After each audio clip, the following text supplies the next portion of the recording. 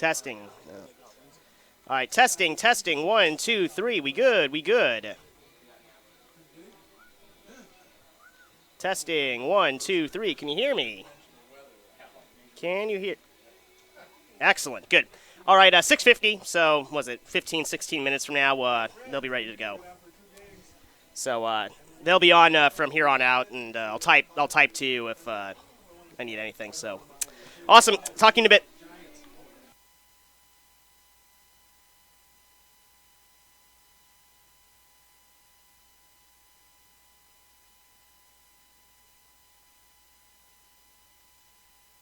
Testing for the live stream, and the live stream is working. Excellent.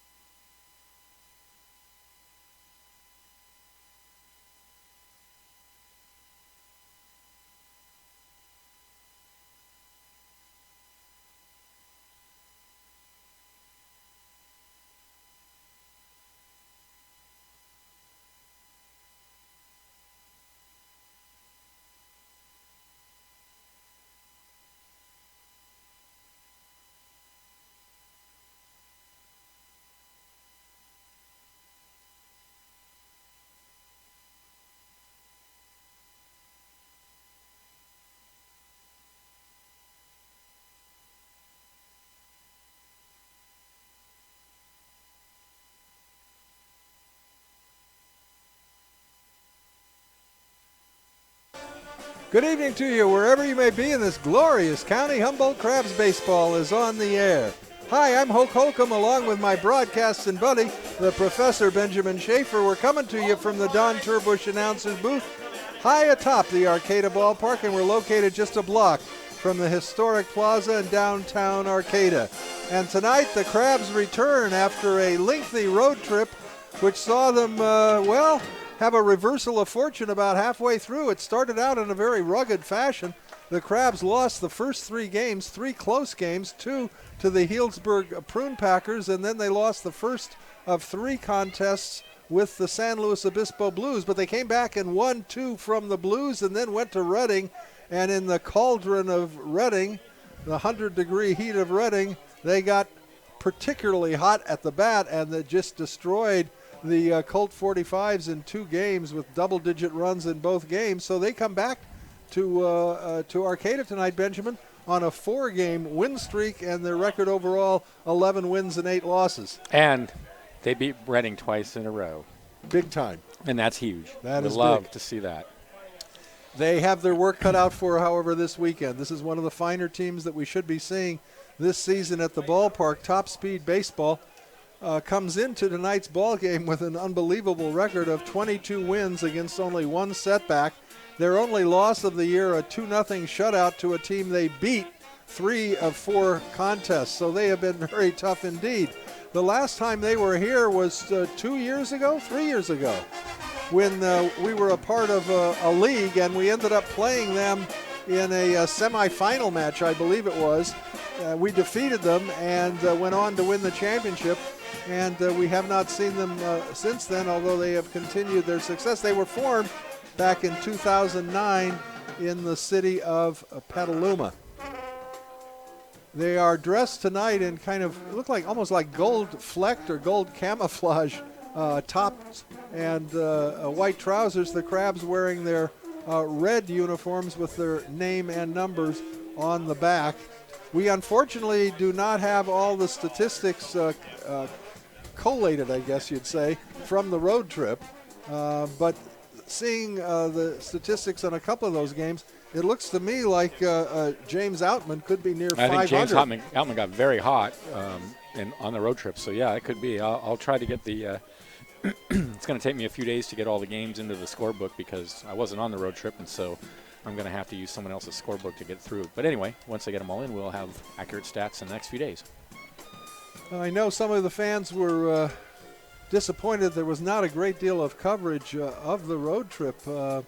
Really virtually nothing in the Eureka Times Standard, and even local Channel 3, not a heck of a lot of coverage until they got to Reading. So it's been kind of dark for Crabs fans, and I know the Crabs are happy to be home. I've got a license plate holder that would be appropriate for the Crabs tonight. It says, "Be it ever so Humboldt, there's no place like home." And I'm sure the Crabs happy to be home tonight. Did you have that custom made? I did. Yes, it is. It's nice. Yeah. In the background, you hear the Crabgrass Band. They will be with us tonight and Sunday, but will not be with us tomorrow evening in this 3-game series between the Crabs and Top Speed Baseball. The umpires are meeting with the managers of the 2 teams. The Crabs, of course, led by Tyson Fisher. The manager and owner of Top Speed Baseball is a gentleman named Stan Silois. Silois played professionally for several years in the minor leagues, never made it to the show, but has had a lifelong involvement with baseball, and back in 2009 formed Top Speed Baseball, and a fine aggregation they are. We look forward to a very exciting series. Let me give you the lineup for the visiting Top Speed team. Leading off in center field, Matt Martinez. And you often think of a leadoff batter as a swift runner, a guy who can banjo the ball into the outfield and make things happen on the base path. Matt Martinez leads their club with 9 home runs in just 23 ball games. So a very powerful leadoff hitter indeed. Martinez plays center field. Batting second at shortstop, Matt Tarantino. Batting third in right field, Matt Minnick. So the first 3 batters are all Matts, and they're trying to take the Crabs to the mat here tonight. The designated hitter, cleanup hitter, Drew Taylor, batting fourth. Batting fifth at second base, Nick Rao, R-A-U, Rao at second base.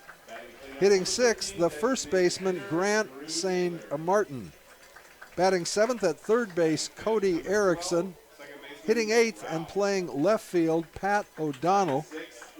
Batting ninth and doing the catching will be Rob Burning. And on the mound for Top Speed Baseball will be Chris Rudkin, R-U-D-K-I-N. So that's Top Speed Baseball. And now for the lineup for the Humboldt Crabs, everybody's favorite professor. Here's Benjamin Schaefer. Thank you, Hoke. Mason Cirillo will be in center field and lead off for the Crabs, and then Brian Pozos at second base will bat second, and James Outman, who is smoking hot, is batting third and in left field. Jason Newman at first base bats cleanup. Logan Denholm will be the DH and bat fifth. Nick Warren will be the catcher and bat sixth. Michael Perry at third base bats seventh. Logan Bush in right field bats eighth. David Hamilton at shortstop will be the 9-hitter. And on the mound for the Crabs is Jason Alexander, who I think got the loss in that first game in Healdsburg. And then I suppose he got the win. I don't know. Did he get the win? Do you know if he over the against Reading? He did not get the win in his last 2 starts. I don't know if he got a decision in his last outing, but he was, I think, 4 wins before the road trip, wasn't he? We just don't. Let me see. I do have that statistics. Jason was 2-0 prior to the road trip, so I think he's 2-1 now. Again, we hope to have those updated statistics for you, hopefully by Sunday afternoon's contest. The men in blue tonight, it'll be Justin Islas calling balls and strikes. Chris Peterson will do duty at first base, and our old friend Don Hofacker will be at third base. We're now ready for our national anthem, and a company of voices, so a group coming out to sing the national anthem tonight. A company of voices. Are they going to do it a cappella? I guess they are. All right. They are gathering 3 days before Independence Day. We anticipate a great weekend, and then Monday, the 4th of July ball game with the Solano Mudcats. All right, about ready for a national anthem. Here we go.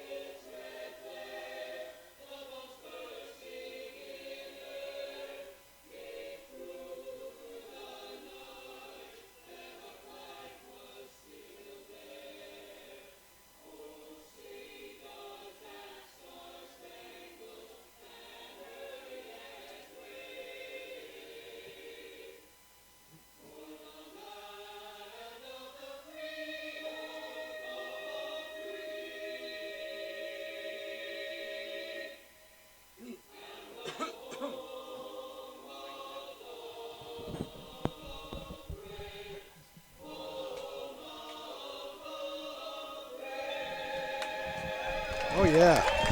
Wonderful harmony. Well, that was a very nice version of the national anthem. Sure was. What's their name again? A Company of Voices. Company of Voices. Well, Of lovely voices. those voices were indeed lovely, and we appreciate their joining us tonight. Jason Alexander. Jason Alexander on the mound for the Crabs. He is kind of the Friday Night Lights guy this season. and he'll be throwing to Nick Warren. At first base, Jason Newman. Brian Pozos at second. David Hamilton is the shortstop. Michael Perry at the hot corner. Perry, incidentally, had 2 home runs in 1 ball game on the road trip. James Outman will be in left field. Mason Cirillo in center. And Logan Bush will be the right fielder. Did we give the umpires? We did. We did, okay. I gave the umpires. Want to start talking about something coming up real soon, and that is the 2016 edition of Crabs Camps for youngsters ages 9 to 14. Also a special advanced camp for 12 to 15-year-olds, and 3-day camps now. This is, I think, a new thing this year. 3-day camps for ages 6 to 8. The weekly camps for 9 to 14-year-olds start July 11th through 15th. The first camp will be at Hiller Park in McKinleyville. And those camps run from 9 in the morning till 1 in the afternoon. Then July 18th to 22nd, the camps will be in Arcata. July 18th to 22nd in Fortuna. The 25th through 29th in Eureka. Those are all the 9 to 14-year-old camps. The advanced camp, August 1st to 4th, will be 12 to 15-year-olds, and that'll be at Redwood Fields in Eureka. We'll get you the 3-day camps for the 6 to 8-year-olds as we go on in the program during the broadcast. And we'll also tell you what a good deal it is for the youngsters and also for the family of the youngsters to enroll in those camps. All right, we're ready to go. Jason Alexander, right-hander on the mound for the Crabs. The first batter is Matt Martinez, a dangerous right-handed hitter. Righty versus righty. Welcome back to the Arcata Ballpark as we initiate July baseball with a strike on the outside corner. It's 0-1. It's a beautiful night at the ballpark, and the place is filling up. We have the members of the local roller derby club here at the ballpark tonight. Skate and along rotate. with their mascot. Ground ball back to the pitcher. Alexander steps off the mound, grabs it, throws to first, 1 down. So Martinez grounds out pitcher to first to begin the activity. And that'll bring up the second Matt Tarantino. Tarantino, also a right-handed hitter. Tarantino wears the number 1 on his back and plays shortstop.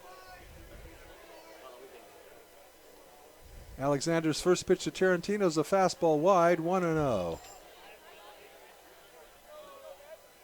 A very slight breeze, not much. Flag lazily wafting out in center field. The next pitch is fouled off out of play, and the count even at a ball and a strike.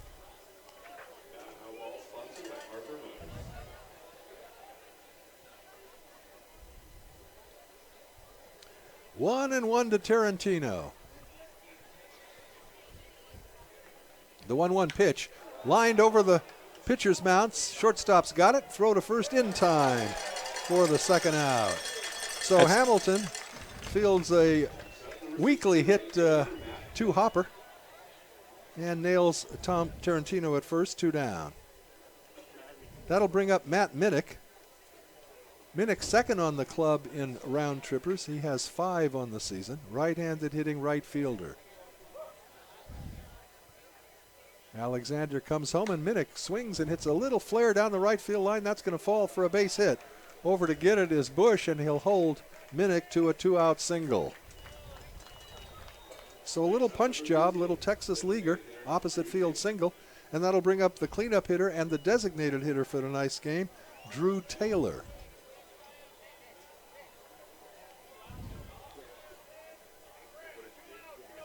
So top speed starts with 3 right-handers. Minnick with a good lead at first base, held on over there by Newman. The pitch, fastball, throw down to first base and back on his hands safely is Minnick. Warren likes to throw behind the runner at first there. He's caught a couple guys this year. He's shown us a fine arm behind he's the got a plate. fine arm. 1 ball, no strikes to Taylor. Minnick again with a fair-sized lead at first base. Alexander comes to the plate. A high pop-up on the infield. The shortstop, Hamilton, under it, and he makes the catch for the third out. So top speed baseball, no runs. They had a hit, no errors, one left at the end of half an inning. It's top speed baseball. Nothing, and the Crabs are coming to bat. You're listening to Crabs Baseball, KGOE 1480, Arcadia, Eureka.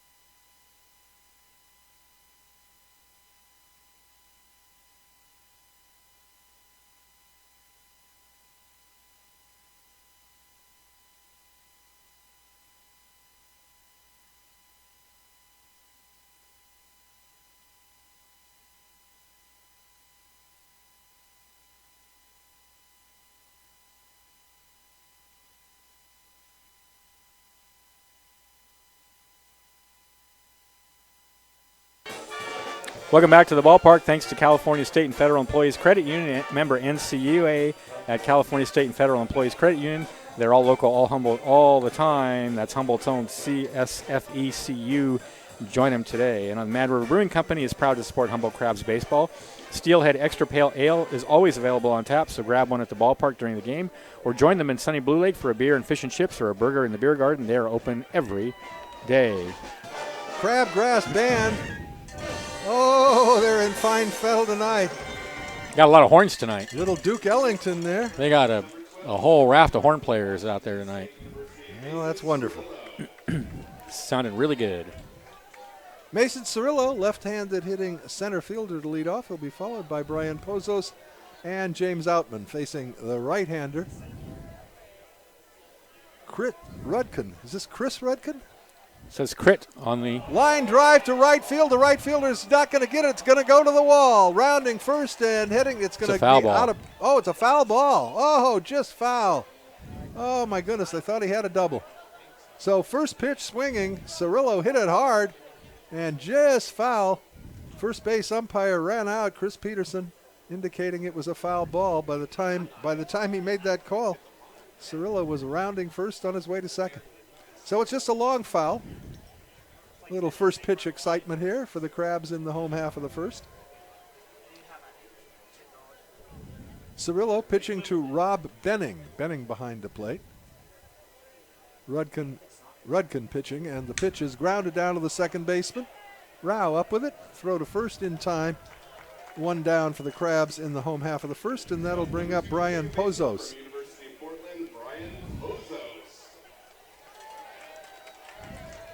Pozos, right-handed hitter, also went yard on the road trip.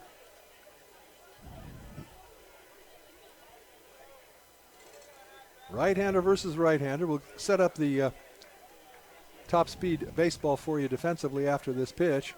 Pozos tries to bunt and misses, strike one. Grant St. Martin is the first baseman. Nick Rao, man who just fielded that one and got the assist at second. Matt Tarantino, the shortstop, and Cody Erickson at the hot corner at third. In the outfield from left to right, Pat O'Donnell, Matt Martinez, and Matt Minnick. No balls and a strike to Pozos, and the pitch. Fastball low and away, 1 ball and 1 strike. Here's your buddy. 1-1 to Pozos. Just underway at the ballpark. If you're within the sound of our voice, still time to get out here and enjoy a summer evening of baseball. The 1-1 pitch, curveball and a beauty. Oh, good pitch. Called strike two. Right there at the knees. And if you can't make it tomorrow, for goodness sakes, try and make it tomorrow night or on Sunday, because this should be an outstanding series. Now, what's the deal for the 4th of July? Do we have 2 games or one day game on the game. 4th of July? One game, a day game. 1-2 pitch is grounded down to the second baseman. Rao again up with it. Throws to first, and 2 gone for the Crabs. Yeah, it's a single afternoon game on Monday. And, of course, they'll be having the typical 4th of July festivities both in Eureka and close by, just a block away on the plaza in Arcata. So you can enjoy a little of the festivities on the plaza and then come over and catch a ball game. Here's James Outman. Red hot. Left-handed hitter. And the first pitch to Outman. Swing and a miss. Big cut, and he comes up empty. Strike one. Wait, what are these cool nicknames? OP Nacho. Nacho's a good one. OP Nacho, that last one is Sparnar. Okay, awesome. That is awesome. Sparnar, okay. The next pitch by Rudkin. Fastball high and away. 1 ball and 1 strike. Well, I thought it was Chris, but I look at the lineup and Benjamin's right. It's Crit, C-H-R-I-T.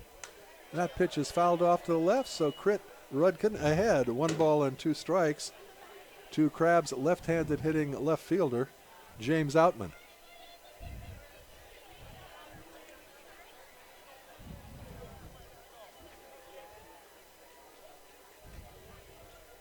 The 1-2 pitch. High with a fastball, 2 balls and 2 strikes. Gee, I'd left my Crabs cap here the last game on Sunday a week and a half ago and thought, gee, I may have lost it, but it was here. I'm so pleased. Ground ball up the middle, over second base and into center field, so the Crabs, like the top speed baseball, a 2-out single. Outman continues his hot hitting ways, and that'll bring up the cleanup hitter, Jason Newman. So both clubs with a 2-out base knock in the first inning. Newman will see if the Crabs can cash in theirs. Outman will be held on at first base by St. Martin. Outman with speed. He's the complete package. From the stretch, Rudkin comes to the plate. Swing and a miss on a fastball. Strike one to Newman. Come on,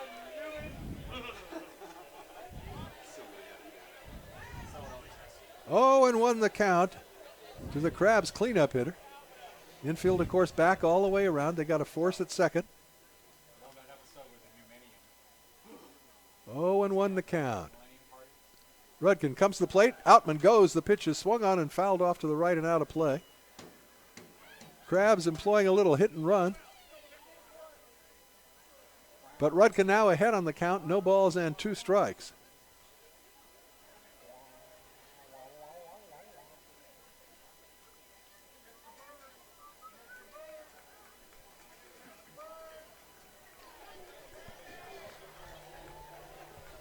Rudkin looks into his catcher Benning for the sign. Now he's at the set. The 0-2 pitch. Outside and low, 1-2.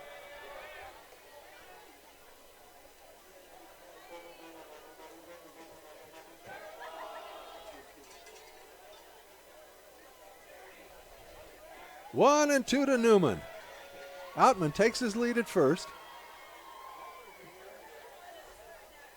Rudkin at the belt, to the plate, misses low and away with a fastball, and it's 2-2. Logan Denholm in the on-deck area, swinging a bat and hoping to get a chance to come to the plate in this half inning. Newman trying to keep things alive. 2-2 the count. Let's see if Outman goes on this pitch. Does not have a big lead. He's not going. The 2-2 pitch is fouled. No, swung on and missed. The ball gets away from the catcher, picks it up and throws to first base just in time for the out. So credit Rudkin with a strikeout. Newman down on strikes, and the Crabs go down with 1 base hit, no runs, and at the end of an inning complete, we're scoreless. You're listening to Crabs Baseball, KGOE 1480, Arcadia, Eureka.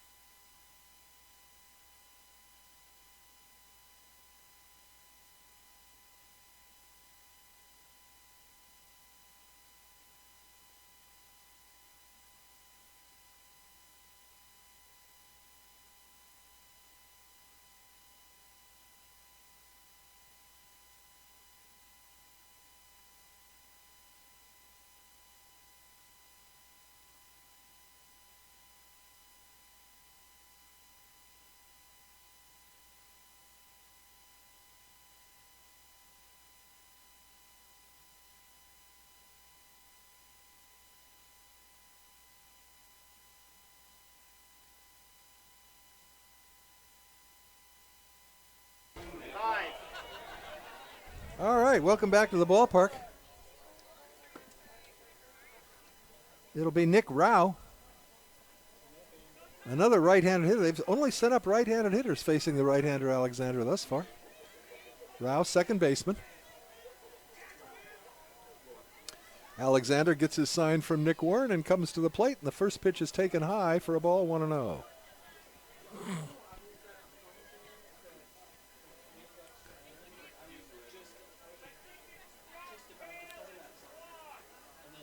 The 1-0 pitch. Outside corner. Count even at 1. Rao will be followed by Grant St. Martin and Cody Erickson. The 1-1 offering. In there for a called strike. Fastball just above the belt. Alexander ahead 1-2.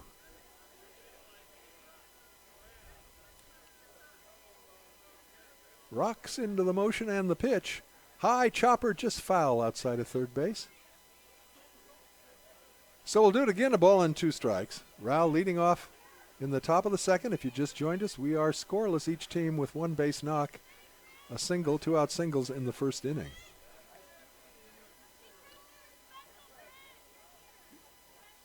And the 1-2. Breaking ball, little foul off to the right and out of play. A stay alive swing on a breaking pitch that definitely had Rao fooled, but he was able to get the bat on it and stay alive. It's 1-2 again.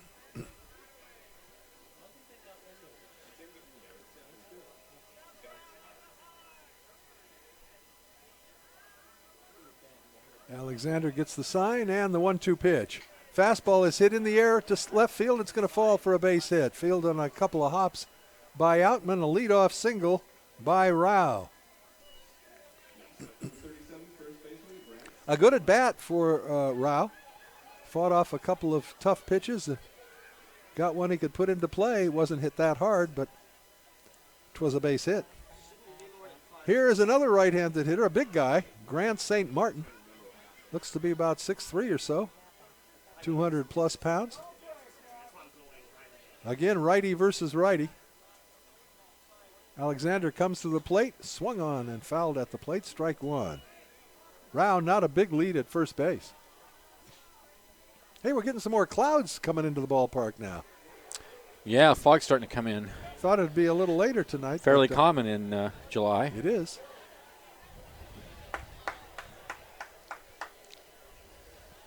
Short lead at first by Rao. Alexander at the set. The pitch. Fastball on the outside corner for a called strike 2.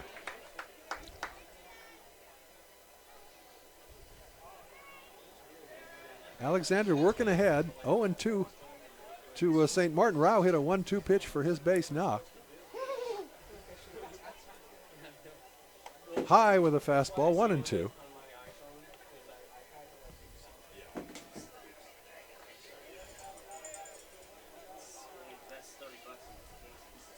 A ball and 2 strikes to the big top speed first baseman. Runner bluffs going. Now back to the bag. There's a fly ball into right center field. Center fielder going toward the wall. It's going to be in there for a base hit, and it goes to the wall. Rounding third and coming to the plate is Rao. Pulling into second base with an RBI double is Grant St. Martin, and top speed draws first blood. Hit it into the gap in right center field, and it went all the way to the wall. By the time Crabs were able to get it back in, Rao had scored easily from first base, and St. Martin at second with a 2-bagger. There appear to be some people here actually rooting for the other team. Really? We have bouncers, don't we? I think so. Here's Cody Erickson, right-handed hitting third baseman. On mustache night, I see a few women with mustaches painted on in Groucho fashion. From the stretch, a look back at second shows bunt, and Erickson lets a fastball go by for a called strike 1. Kevin's got his. Who's that? Kevin. Got his mustache Oh, going. yeah, it looks good. Looks good. 0-1 to count to Erickson. The pitch, that's lined foul out of play, 0-2. So Erickson's been ahead of the hitters Rao and St. Martin hit behind the count base knocks. And he's ahead here, 0-2 to the number 7 batter in Top Speed's lineup. Right-hander versus right-hander. Alexander's 0-2. Oh, good pitch. Jammed him inside, fouled off at the plate. So we'll do it again, 0-2. I'm looking at the on-deck area at Pat O'Donnell, and he will be the 8th right-handed hitter that Top Speed has sent to the plate. Not one southpaw swinger yet. And they've already got 3 hits off Alexander. Runner at second base and nobody out. One already across here in the top of the second inning. Alexander's 0-2 pitch. Erickson swings and misses strike 3. First strikeout of the ball game for Alexander. It comes at a good time as St. Martin, no advance, still at second base, and that'll bring up the left fielder, Pat O'Donnell.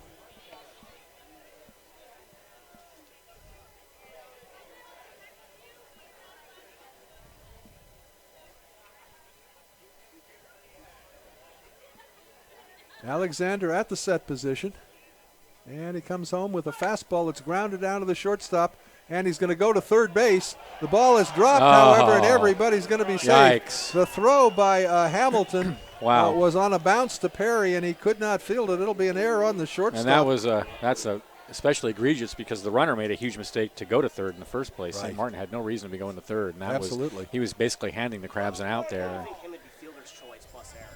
So an error on the shortstop, and now Top Speed with runners at the corners and only one out. And here is the catcher, Rob Burning, the number 9 hitter for Top Speed, with an RBI opportunity. Alexander from the stretch. Runners take their leads. The pitch. Ground ball foul at the plate, strike 1. Well, Alexander picked up his first strikeout of the ball game, getting Erickson. And he could certainly use one here. This is a strikeout situation. Crabs would like to. Or the double play. A double play would be sweeter. Prefer that sweeter. myself. Yeah.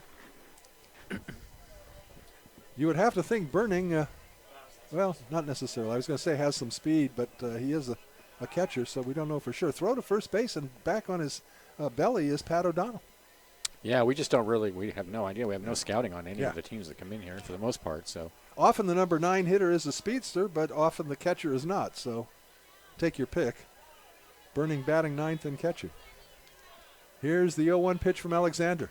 Fastball just a bit high, 1-1. St. Martin at third. O'Donnell at first. A 1-1 count to Burning. The pitch. Line drive over the third baseman's head and into left field for a base hit. Stopping at second base will be O'Donnell. Coming in to score is St. Martin. That ball was not hit that hard. Just a little soft liner, but it got the job done. That's the third hit of the inning in addition to the air. So you've got 2 runs across already and still runners at first and second with 1 out. And we go to the top of the order. And again, Matt Martinez, a leadoff hitter, but a guy with a lot of power. So 9 right-handers have come to bat for Top Speed, and they've shown they can hit the ball. yep, pretty much the last batter you want to see up at this point with 2 on. Alexander will look back at second. He comes to the plate and high with a fastball, 1-0. Top Speed trying to break it open early here. 1 ball and no strikes, the count to Martinez. Alexander at the set. Comes home. High pop up on the infield. It's foul and out of play. Ooh. Nick Warren gave it a run, but it just eluded him and just climbed over the fence and bounced into the crowd. A ball and a strike to Martinez.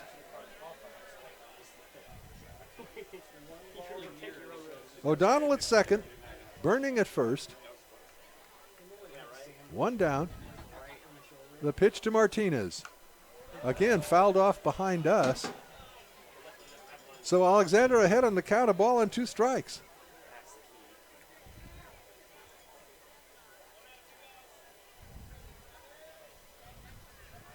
One into the count. Alexander back foot on the rubber, looks into Warren. Now he's set. And the 1-2. Fastball away, 2 balls and 2 strikes.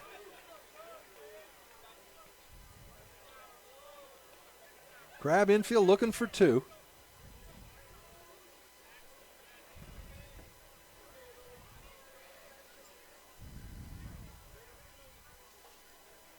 Often a pitcher gets hit when he's pitching behind in the count. That has not been the case with Alexander. He's been ahead of most of the hitters. Here's the 2-2. Swing and a miss. Nice. Big strikeout. Martinez fastball. goes down swinging on the heater. That is the second strikeout for Alexander in the inning. And with 2 down, it'll bring up Matt Tarantino, who grounded out Hamilton to Newman short to first in the first. Tarantino, the 7th batter to come to the plate here in the second inning for Top Speed Baseball. They've plated 2. They got 2 on the pond. The pitch to Tarantino, grounded foul at the plate, strike 1.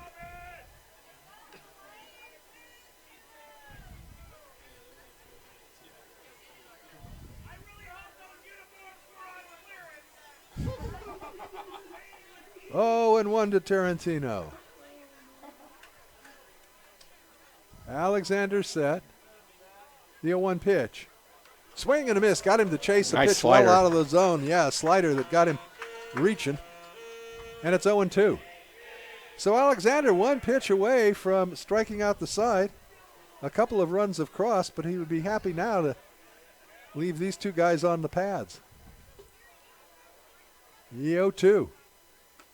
Tried the same pitch, and Tarantino was tempted, but was able to avoid swinging, and it's 1-2. That was a nice waste pitch. 1-2 the count. Alexander's 1-2 pitch inside with a fastball, and the count now full. Well, that's a good thought. Check that count even at 2. Slider away, fastball in. That's a good Yep. combination.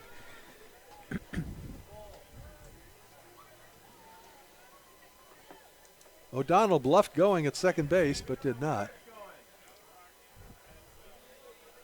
The 2-2 pitch, fastball outside. So now the runners will be off with the pitch.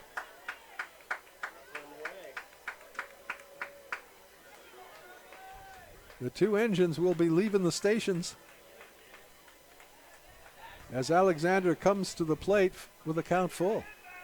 And there they go. Ball 4 just missed a little bit low. That was a close pitch. And so the bases are now jammed for Matt Minnick. Minnick had the first hit of the ball game, a 2-out single in the first inning. And now he comes up with the bases loaded, and it looks like Eric Giacone is going to go out and have a word or 2 with Jason Alexander. There is no activity yet in the Crabs bullpen. But this is an early, crucial part of the ball game, Benjamin. Absolutely. Really need to stave this off at 2 runs. Top Speed Baseball, as we mentioned at the outset. This is a good team. You can't give up. Can't get too far behind them early.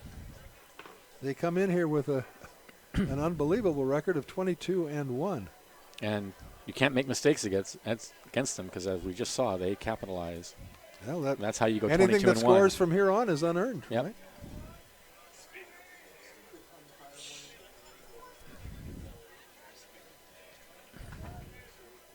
All right, bases are loaded, 2 outs. Right-hander versus right-hander. Matt Minnick, right fielder, stands in. Alexander's pitch. Ground ball right back to Nice. Alexander. He gets it on 1 hop, throws to first, and that'll do it for the Top Speed Baseball in the second inning. They come up with 2 runs. There were 3 hits.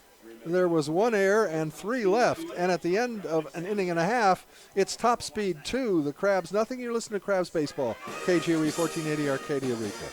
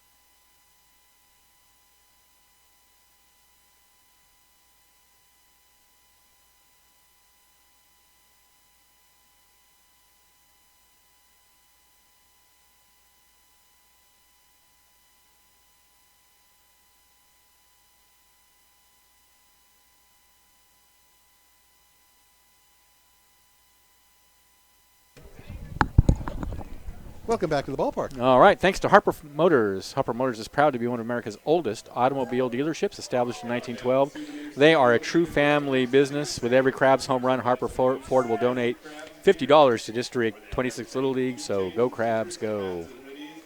Top of the second, bottom of the second, Crabs down 2-0, and here's Hope. Thanks, Benjamin. Logan Denholm, the designated hitter, will lead off. He'll be followed by Nick Warren and Michael Perry. Crabs on the short end of a 2-0 count as we go into the bottom of the second inning. Right-hander versus right-hander.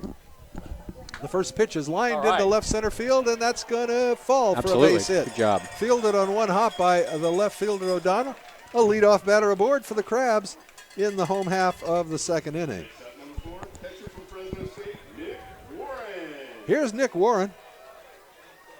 Right-handed hitting catcher takes a look down at third base coach.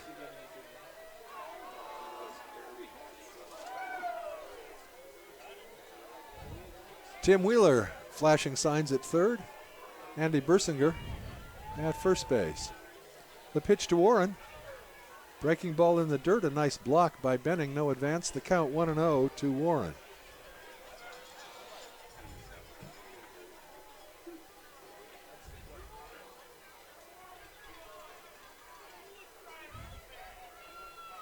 Denholm edges off first and draws a throw.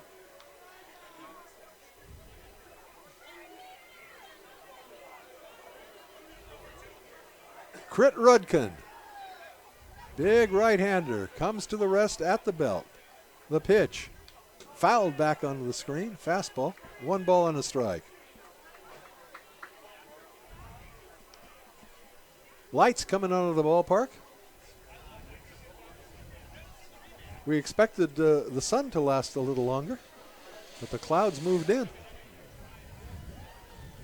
Well, as it warms up, my theory is as it warms up in July, the fog comes in. There's a little flare into right field. That's going to fall for a base hit. Rounding second and heading to third is Denholm. The throw in is not going to be in time. Throw back to first base safely. Back is Warren. And the Crabs now with runners at the corners and nobody out. So just as Top Speed picked up a couple of runs on some flare hits, Crabs here have not been pounding the ball, but hit them where they ain't, and they got runners at the corners and nobody out. And Michael Perry, a dangerous power hitter, coming to the bat.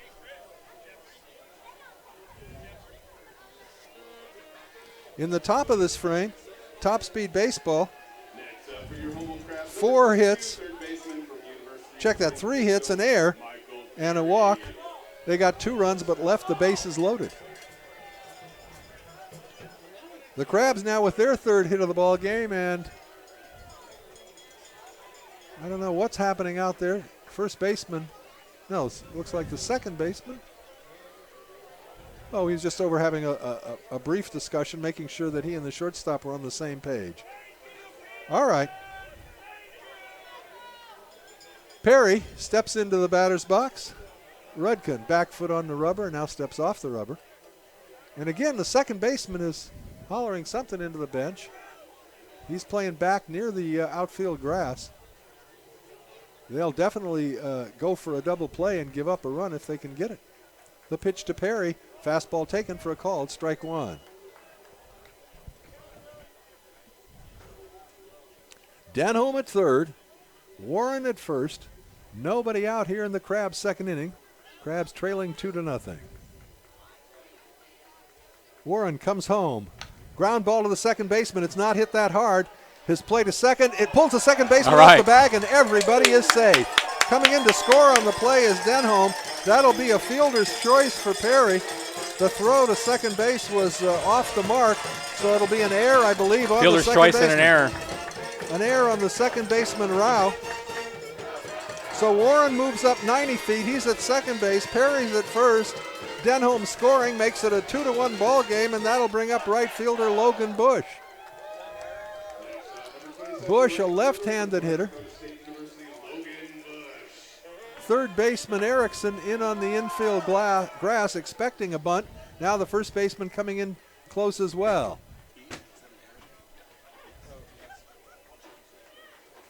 Bush hitting from the port side. Boy, that's a huge break for the Crabs there, huh? Big break. Rudkin's pitch inside with a fastball, 1-0. He did not show bunt on that pitch. The third baseman was charging. Now Bush takes a look down to a third base coach, Wheeler, to see if he wants to put the bunt on in this situation. Rudkin at the set. The 1-0 pitch. He's not bunting, a full swing, and he comes up empty. And the count even at a ball and a strike.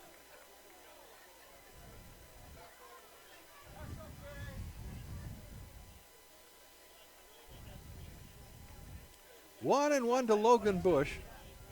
The number 9 hitter in the order, David Hamilton, in the on-deck area. I know how it sounds. 1-1 the count. The pitch. High with a fastball, 2-1.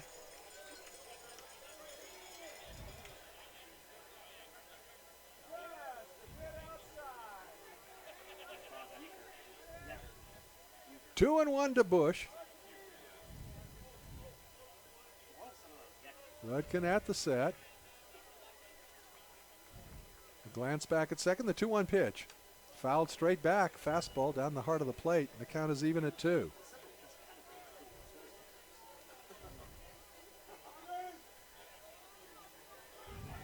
So the corner infielders can move back with the count even at 2. Threat of the bunt pretty well gone. Rudkin sad. And the 2-2.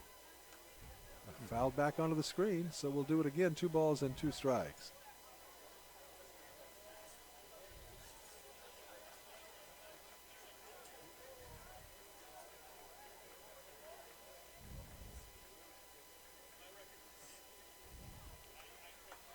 Rudkin working very deliberately in this situation.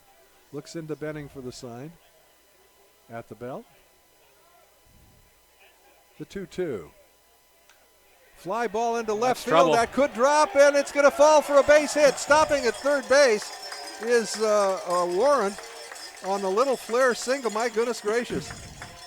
The Crabs have got the bases loaded, and none of the balls have been hit all that hard, but they have been perfectly placed, almost a Xerox copy of what Top Speed Baseball did in the top of the frame. And nobody's really pounded the ball. Have we had a hard hit ball yet? Well, the double in the... That's right. They did have that double. That was a hard hit The ball. gapper, yeah. But other than that, you're correct. So the bases are FOC, full of crustaceans, for left-handed hitting David Hamilton. Infield in at the corners. Middle infielders playing for 2. The pitch to Hamilton. Swings and grounds it just foul outside of first base. Strike 1. Warren at third, Perry at second, Bush at first. 3 singles this inning. Nobody and out. an error. There's nobody out with the bases juiced. Big opportunity here. Rudkin at the set. The 0-1 pitch. Misses low and away. 1 ball and 1 strike to the left-handed hitting David Hamilton. Crab fans have not seen Hamilton. He joined the Crabs just before they went on the road trip. He hadn't gotten into any games. This is his first at bat at home, and he lines that one to right field. But the right fielder's there. He's got it, tagging up and coming home to tie the ball game. Is Nick Warren? So credit Hamilton with a sacrifice fly, and we got a 2-2 ball game.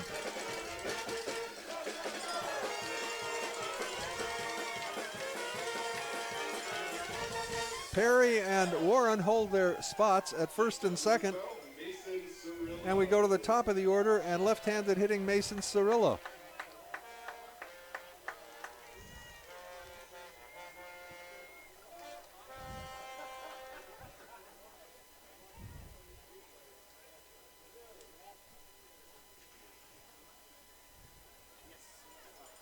From the stretch.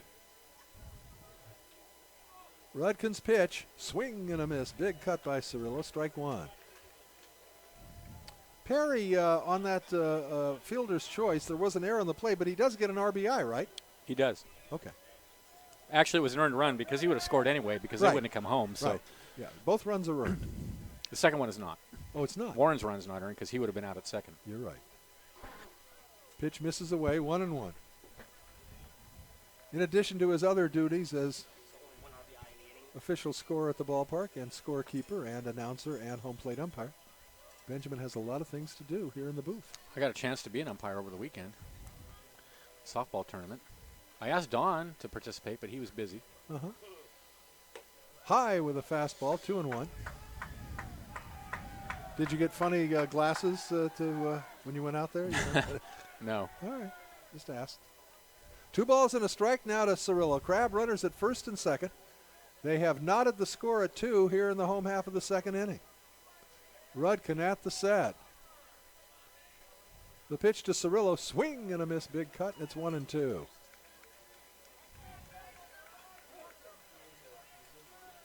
Mason not getting cheated with those swings.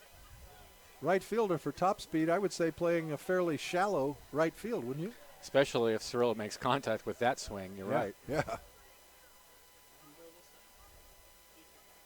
A look back at second and the 2-2 pitch. Oh, Takes a good called pitch. strike 3. That was a good pitch on the inside corner about at the belt.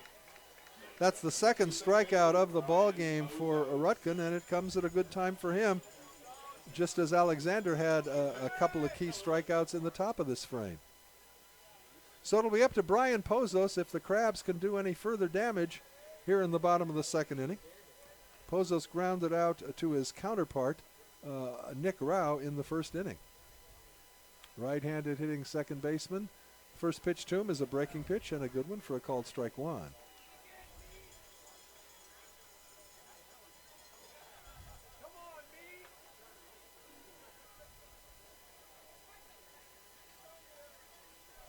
Oh, and 1 the count to Pozos. The pitch. High pop-up foul out of play. So Rudkin now ahead, no balls and 2 strikes. And got a pitch or 2 he can play with. Try and induce Pozos to swing at something out of the zone.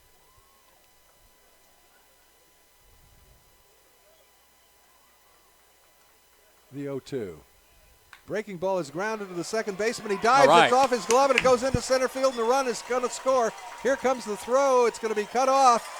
And coming in to score is Michael Perry. Bush stops at second base, and that'll be a single for Pozos, I believe. Going to give him a base hit on that? Oh, yeah, absolutely. Yeah. Second baseman Rao was able to get his glove on it, but unable to come up with it. Skidded into center field, and the Crabs take the lead 3-2. And here's James Outman with runners at first and second and 2 gone. No activity in either bullpen.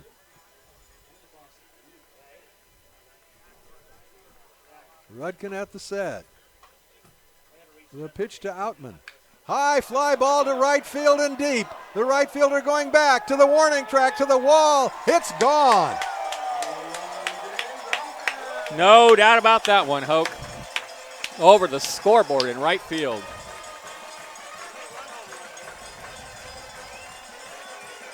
James Outman, who's been hotter than a firecracker on the 4th of July, a big 3-run home run. And the Crabs pouring it on here in the bottom of the second inning. 6 runs in the inning on 5 hits. The big one, the round tripper by Outman.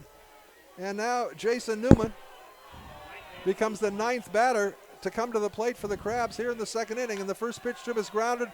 Shortstop backhands it. A fine play. His throw to first base in time. Oh, spectacular fielding play by Matt Tarantino to retire Newman. However, the Crabs come up with 6 runs on 5 hits. There was 1 error. Nobody left on base. And at the end of 2, it's the Crabs 6 and top speed 2.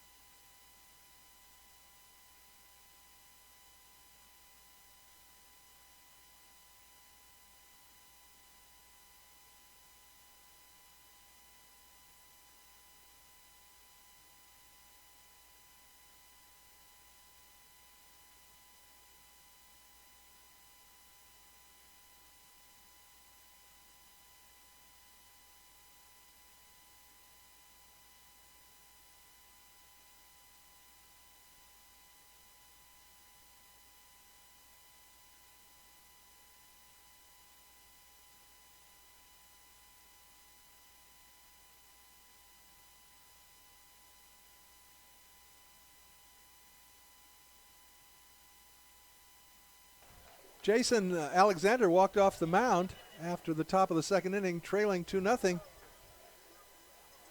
He got better. He steps onto the bump for the top of the third, and his teams have staked him to a 4-run lead. Right-hander faces the cleanup hitter Taylor, and the first pitch is a curveball, and it's hit high in the air to left field.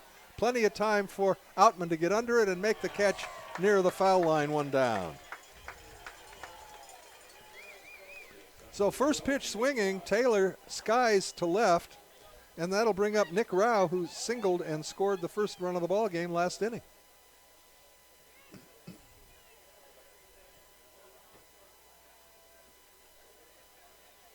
Right-hander looks into Warren for the sign, rocks into the windup, and the first pitch right down the heart of the plate for a called strike 1.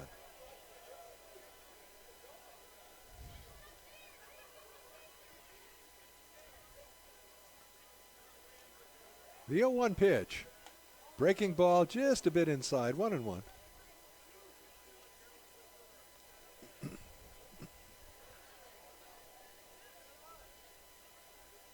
Picnic in the ballpark today is the local postal workers, I believe.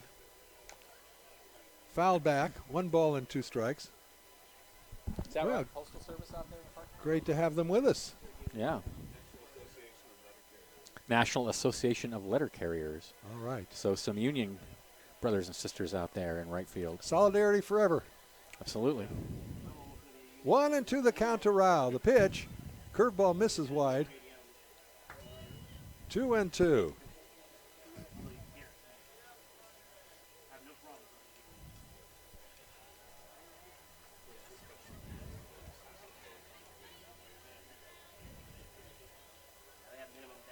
Alexander's 2-2 pitch. Lined into center field, and it's going to be played on the hop by Cirillo. So Rao, his second base hit of the ball game. He'll be at first with 1 down. And Grant St. Martin, who had the hardest hit of the game for the top speed baseball last inning, he had a booming double into the gap in right center field. That was briefly the hardest hit ball of the game.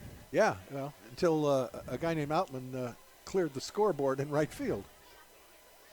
But it was definitely the hardest hit for top speed baseball.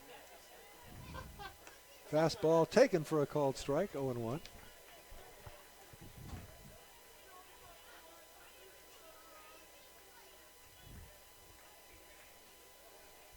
Rao takes his lead at first.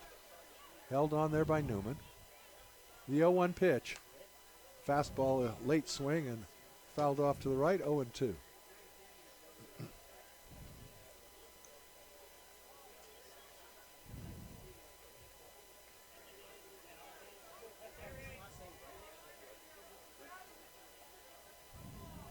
Alexander at the set. The 0-2 pitch. Fastball inside. 1-2. Pretty good waist pitch, up and in. Fastball. Now going to go low and away here? Up I and say in, the low and slider away this time. All right, let's see. 1-2. No, it was a fastball. Nubbed toward the shortstop. Tough play. Throw to first. Nice play by Hamilton. That was weakly hit. So he had to come in hard and threw out St. Martin. On the play, Rao moves to second base. So a runner at second, 2 down, and that'll bring up Cody Erickson. He was a big strikeout victim of Alexander in the second inning.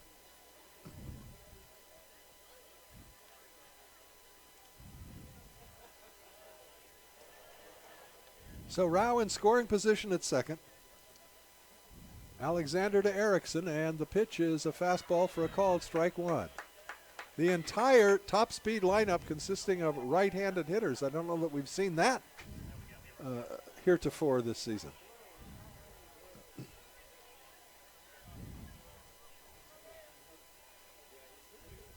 Alexander just a glance back at second, and that pitch is fouled onto a backstop. So Alexander ahead now, no balls and 2 strikes. One thing I noticed about Jason Alexander is he doesn't waste a lot of time on the base runners. He concentrates on getting the hitter out. But he does have a good move when he uses it. He has a good move, but he's not over there all the time, and right. and he bears down on the batter with runners on. Good observation. 0-2 the count.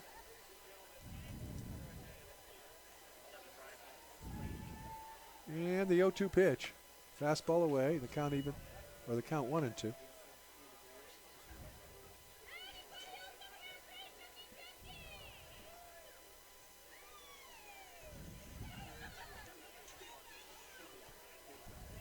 Alexander comes home 1-2. Breaking ball misses. That was a slider. 2-2.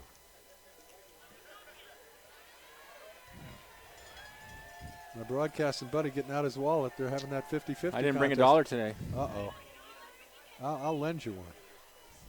Oh, it's very kind of you, yes. Yeah, a slight interest. And if I win, I'll buy you a soda. Thank you kindly. 2-2, swing and a miss. Third strikeout for Alexander. And top speed is down in the third inning. No runs, a hit, no errors, one left. And at the end of 2.5, it's the Crabs 6, top speed 2. You're listening to Crabs Baseball, KGOE 1480, Arcata, Eureka.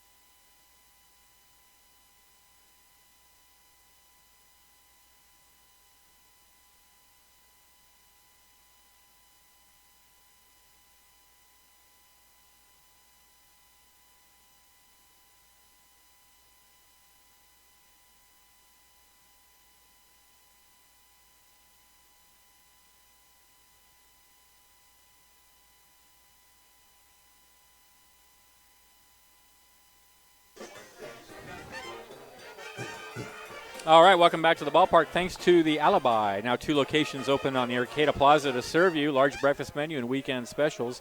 Crabs board member approved. The food, they have pub food, local microbrews, chicken wings, live music, and their breakfast menu is even better than ever. When the Crabs play, beers are $1 off. Sounds like a good deal. All right. Logan Denholm to lead it off. Logan singled in his only at-bat of the ball game. Crabs 6 runs on 6 base hits.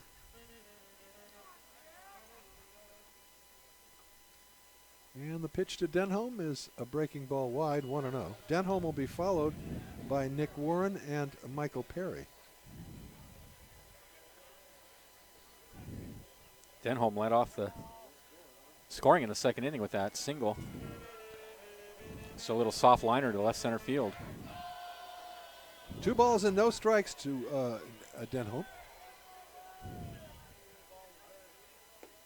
Logan lets the fastball go by, and it's a ball, 3-0. That's something we have not seen. We had a lot of runs scored in the first 2 innings, all of them in the second inning. We have yet to see a batter walked. That may change here. The 3-0 pitch, that's in there for a called strike 1. So it's not that the pitchers have been giving away things. The runs have been earned. There was an error on each side. That pitch bounces at the plate. Yeah, both teams have had errors that cost them, that's for sure. Denholm gets a leadoff walk. And it'll bring up Nick Warren. Warren Another blue takes single. a look down at Tim Wheeler. The bat boy, Finn Warner, hustling a bat back to the dugout, all dressed up in a Crabs road uniform. Right-hander versus right-hander. Warren singled his first at bat, and he fouls that pitch off to the right, strike 1.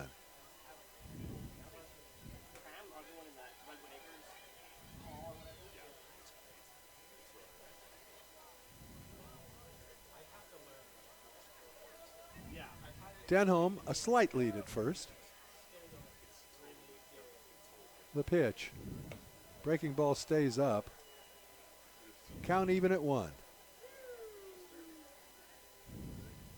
We're in the bottom of the third inning. Crabs with a 4-run lead. Denholm a leadoff walk. And the count even at a ball and a strike to Nick Warren. Warren swings and misses on an outside fastball, 1-2.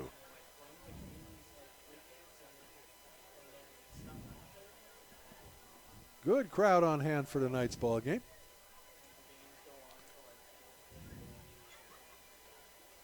Fans anxious to see the Crabs in action again. A long road trip. They were gone a week and a half. Here's the 1-2. Swings and fouls it back. So we'll do it again, a ball and 2 strikes. That's a long, that may be the longest road trip they've taken in a while, all the way down to San Luis Obispo. I believe it is, yes. And apparently, from what I understand, the Blues will be coming here next year. So it was a back and forth that would deal. be great. So that'd be super That'd be to great.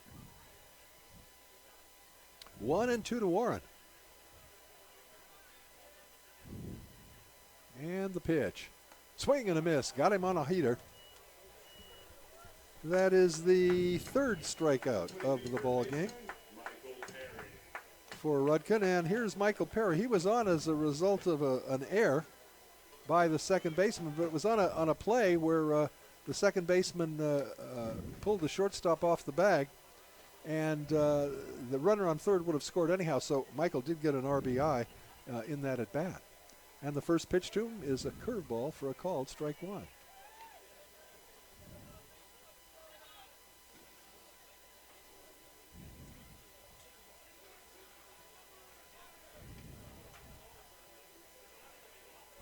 Denholm held on at first by St. Martin. High chopper to the shortstop. He goes to second for 1. The relay to first is low, and it's not in time anyhow. It gets away from the first baseman, no further advance.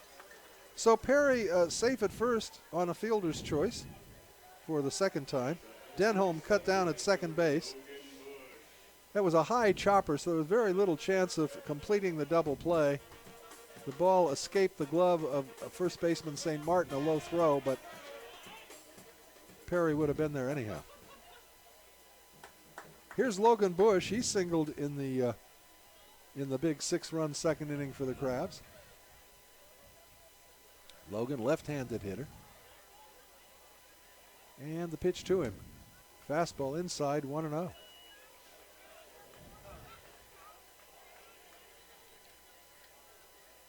One and 0 the count.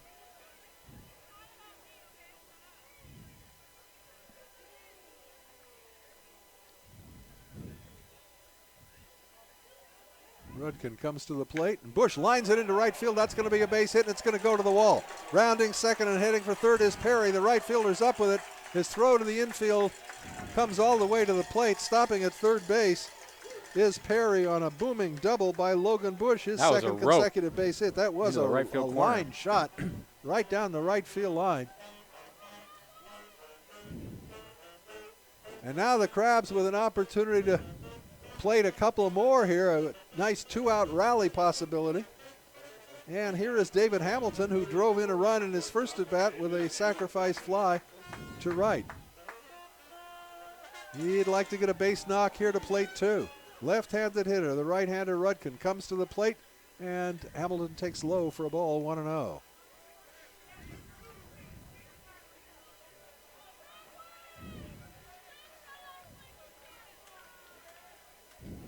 Rudkin rocks into the windup and the pitch. Lined into left center field. That's going to fall for a base hit, and it's going to go to the wall. Rounding first and heading to second is Hamilton. 2 runs have been plated, and Hamilton will hold with a 2-out double. And the Crabs now lead by a score of 8-2. Had the left fielder playing in. Pat O'Donnell out in left was playing fairly shallow, and the ball was hit hard. No chance to cut it off. So the Crabs now with an 8-2 lead. That's the 3rd run batted in of the ball game for David Hamilton. A sacrifice fly and now a 2-run double, and we go to the top of the order, and Mason Cirillo looking for his first base knock of the evening.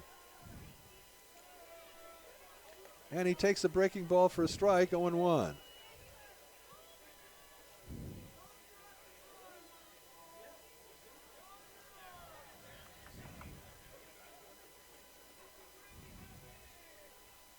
Rudkin at the set. And the pitch to Cirillo. Ground ball down to the second baseman. He's up with it. Throw to first in time for the out. However, the Crabs plate 2 runs on a couple of hits and there was a runner left. And at the end of 3, it's the Crabs 8 and Top Speed Baseball 2. You're listening to Crabs Baseball, KGOE 1480 Arcadia Eureka.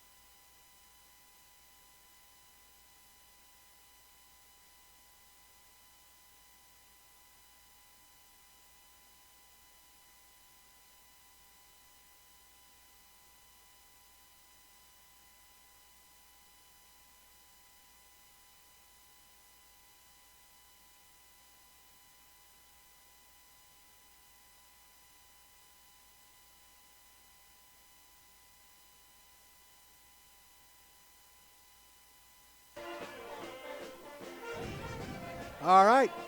Welcome back to the ballpark. Benjamin has some exciting things to tell us about Crabs camps, but I don't know if we're going to be able to get it in right now. Well, they're only $95 a session. What do you get for that? You get, you'll learn from both Crabs coaches and players. You receive a Humboldt Crabs Camp T-shirt, 1 Youth Crabs pass to all home games, and a 10-game strip of tickets, in addition to the camp itself. Pretty cool deal for $95. Very good deal.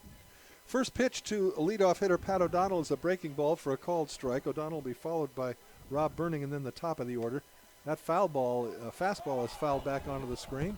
Did that get through the screen? It jumped over, I think. Huh? I think it jumped over. Oh, all right. Alexander ahead. No balls and 2 strikes to O'Donnell, leading off the 4th inning for Top Speed Baseball. They're on the short end of an 8-2 count. Breaking ball, that one's hit into right field. Going back on it is the right fielder. It's going to be over his head and off the wall. He plays it perfectly off the wall. A great play by Logan Bush to hold O'Donnell to a leadoff single. That had extra base hits written all over it, but Bush played it perfectly off the wall and right and fired it back into second, and O'Donnell had to settle for a leadoff single. Here's Rob Burning. Burning Man, yeah. Rob singled in his first at bat. O'Donnell, a short lead at first. Alexander's pitch, fastball over the plate but low, 1-0.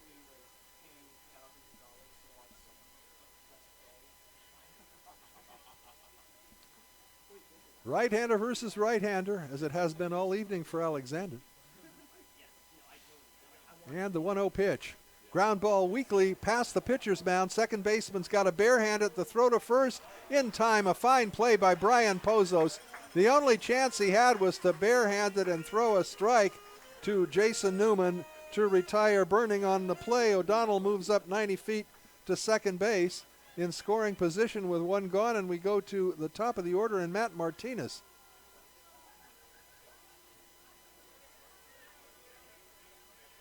Martinez 0 for 2 on the evening. One of the better hitters on the Top Speed Club, and they got a lot of them. They got guys with a fair amount of power.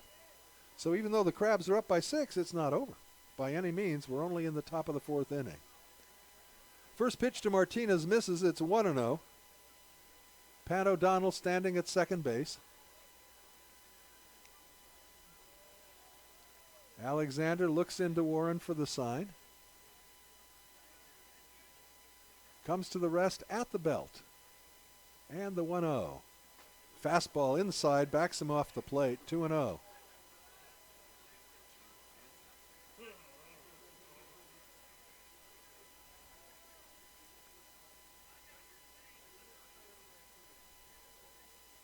Alexander set.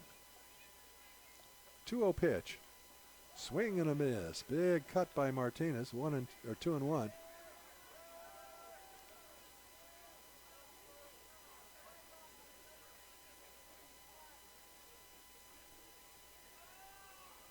At the set. The 2-1. High pop-up on the infield. Second baseman or shortstop, it's going to be the shortstop, Hamilton, who gathers it in on the outfield grass. 2 down.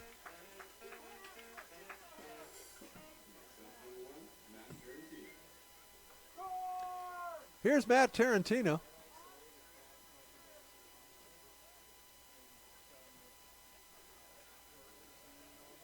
Tarantino 0 for 1 officially. He walked in his last at bat. Right-handed hitter trying to pick up O'Donnell at second base. Cut into this 6-run Crab lead. He takes a fastball high and away, 1-0.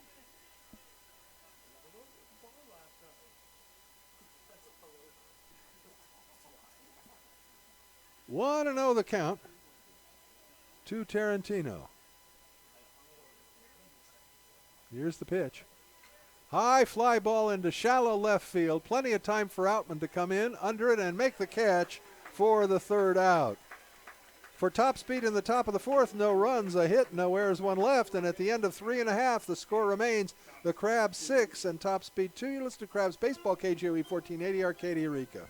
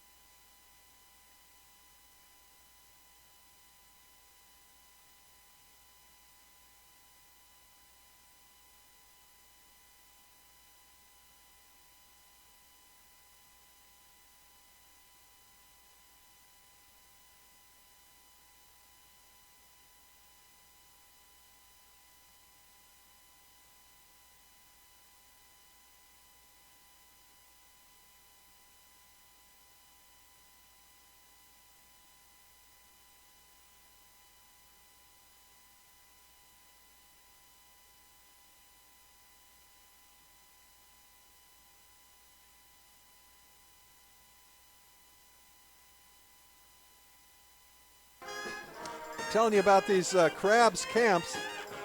The advanced camp for ages 12 to 15 are only $65 per camper. This is for serious players who want help with their batting, pitching, or other skills that they feel need improvement. That's in August, the advanced camp, August 1st to 4th. And then they have three-day camps for ages 6 to 8, July 6th to 8th in McKinleyville, the 18th to 20th in Arcata.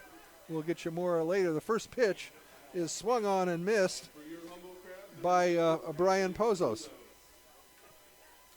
Rudkin out for his 4th inning of work. Pozos a single in 2 trips, and he scored a run in the big Crab 2nd inning. Pozos swings and misses on a high fastball. So Rudkin ahead on the count, no balls and 2 strikes. The fee is only $45 for those 3-day camps for kids 6 to 8. McKinleyville, July 6th to 8th. Arcata, the 18th to 20th. 18th to 20th also in Fortuna. There's a ground ball to the right side. Second baseman has it on the outfield grass, bobbles it, picks it up, and has no play. Minnick will be on as a result of an error on the first baseman. Or excuse me, Pozos will be on first base as a result of the error by Nick Rao. Isn't that the second error of the ball game for Rao at second base? I think so. Yeah, it is. So Pozos on at first base. And that'll bring up James Outman. Outman, a single and then a long fly, a very long fly. That may have been the longest home run we've seen this season.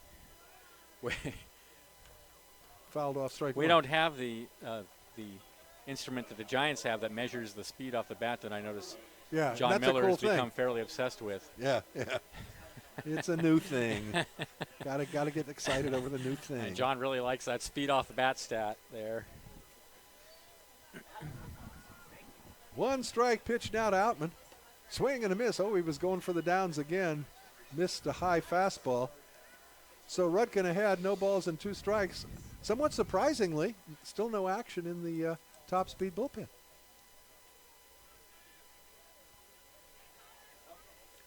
Oh, and 2 the count to Outman. And the pitch. Oh, got him swinging. 4th strikeout of the ball game. Some big cuts in that at bat, but Yeah, he was trying for a Xerox of his previous at bat. So Pozos on at first with one down, and here is Jason Newman looking for his first base knock of the ball game.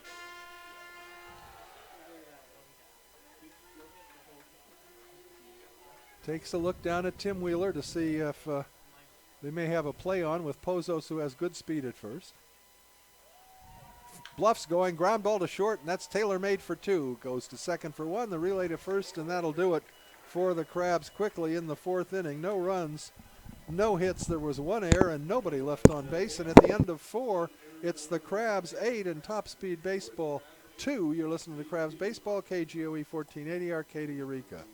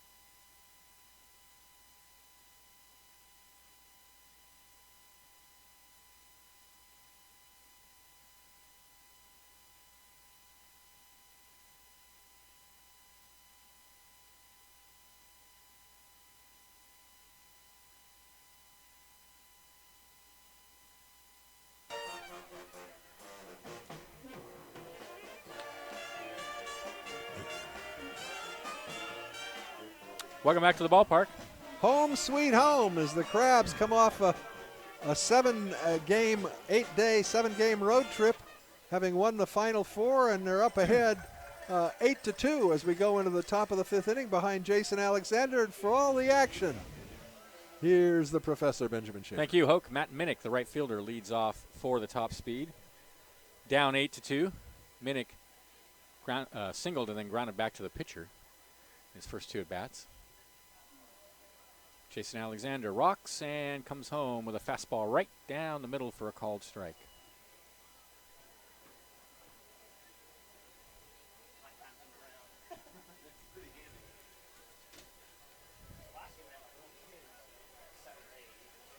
The 0-1 is fouled out of play, out onto F Street. Uh-oh, that was headed in the direction of my car. Appears to have missed it. 0-2 the count.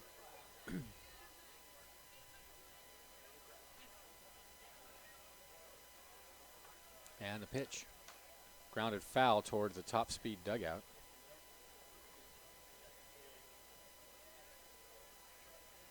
Minnick, Taylor, and Rao here in the fifth inning.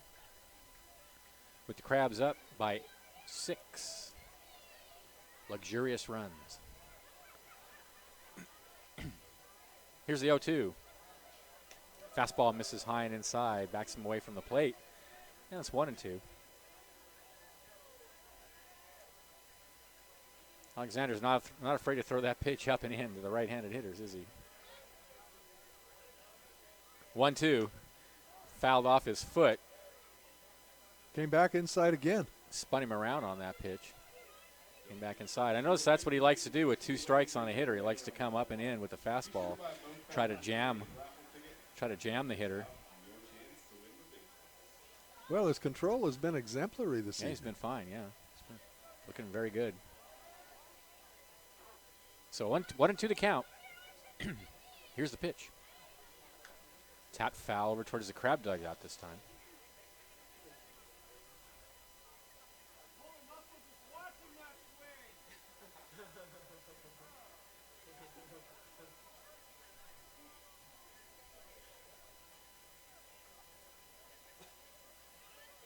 Alexander comes home 1-2. There's the slider down and away. 2-2 the count.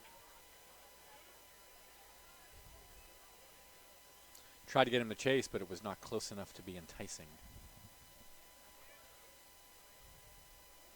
The 2-2. And that one was even further away and all the way to the backstop. So the count goes full to Minnick.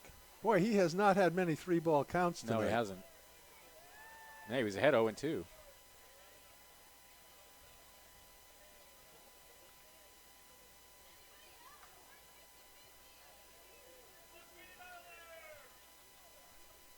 Three-two to Minnick.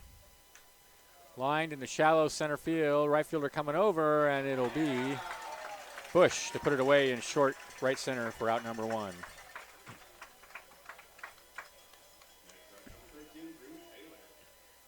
That'll bring Drew Taylor to the bat. Taylor, the DH in tonight's game. He popped to short and then flied out to left field. One out, nobody on. Crabs up 8-2 in the top of the 5th. Here's the pitch. Fastball in there at the belt on the outside corner.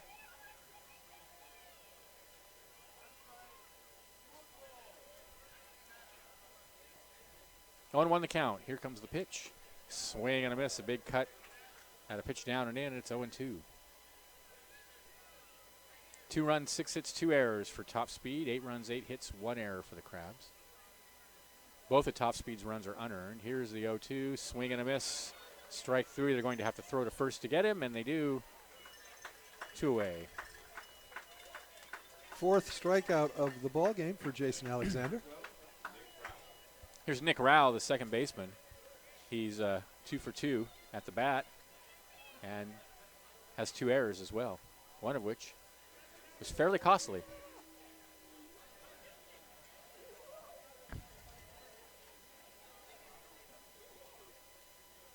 And the first pitch is a fastball, misses outside.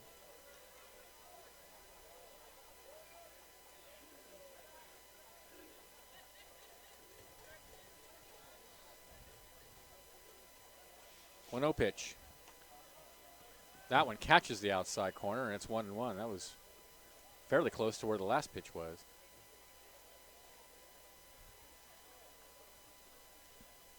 Count is even to Rao. Here's the pitch. Swing and a miss. Boy, he was very late on that fastball.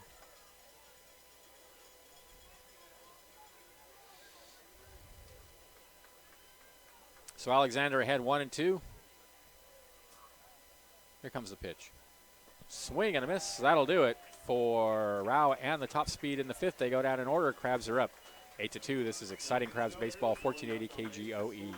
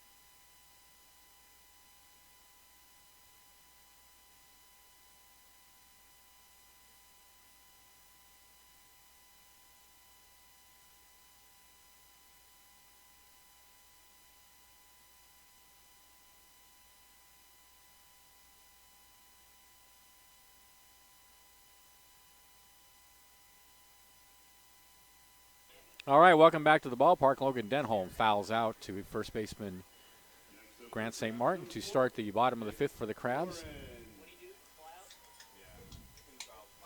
And that'll bring Nick Warren to the bat. Warren has singled and struck out so far today. Crabs up 8-2 against Top Speed Baseball out of Petaluma, California. Here's the pitch. Here's a fastball that rides high. It's 1-0. Crit Redkin still out on the mound for Top Speed, and no action in their bullpen, nor in the Crabs bullpen. Here's the 1-0 to Warren, and he takes a breaking pitch in there on the outside corner.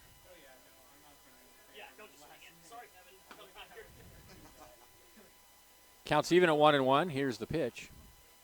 Breaking pitch is line over to shortstop, 2 away. Little soft liner from Warren. With 2 out, here's Michael Perry, hit into a fielder's choice twice. Has an RBI and has scored a couple of runs.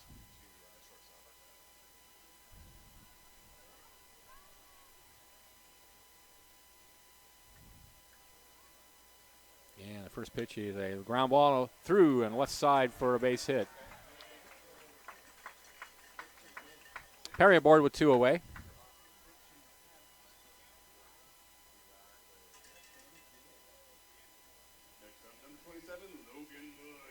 Here's Logan Bush, the right fielder. Bush is 2 for 2 with a single and a double and a couple of runs scored. Crabs offense looking good since they've gotten home. They picked it up on the road. They started off the road trip a little unsteadily, but got it together near the end and looking good tonight. There's a ground ball foul past the Top Speed dugout. Perry over at first, 2 away.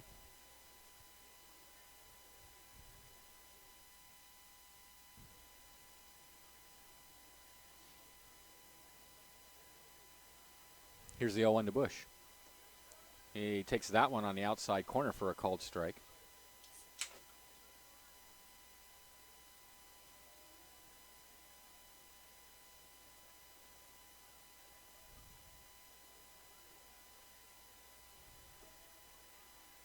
Oh, 2 is lashed right at the first baseman for out number 3.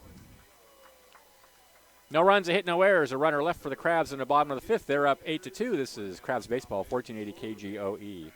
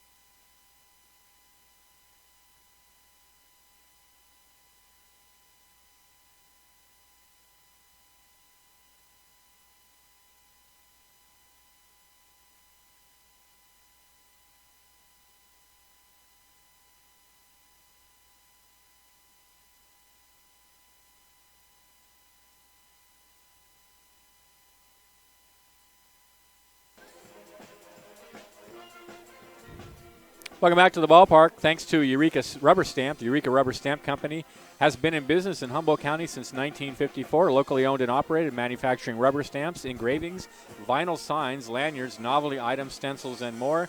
New memorial rocks are now in stock. They're at 520 F Street in Eureka. Open 8:30 a.m. to 5:30 p.m. Monday through Friday. All right. Top of the 6th, St. Martin, Erickson, and O'Donnell for Top Speed against Jason Alexander, who has an 8-2 lead. Here's the pitch. Fastball is taken outside for ball 1. This is Grant St. Martin. Doubled in a run in the 2nd inning and then grounded out to short. Hit the ball pretty hard in his first at bat. Takes a fastball down and away. 2 balls and no strikes is the count. Sure great to have the Crabs home. The Crabgrass Band is here. The roller derby's here. It's a great night at the ballpark. Haven't seen Krusty yet, though. He did make a brief appearance before the game. 2-0 is hit high in the air to right field. Coming in on it is Bush. And has it for out number 1.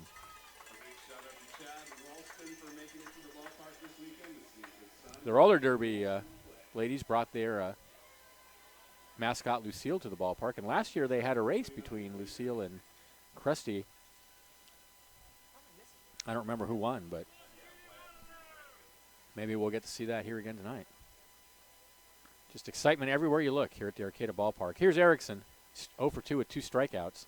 Takes a breaking pitch inside.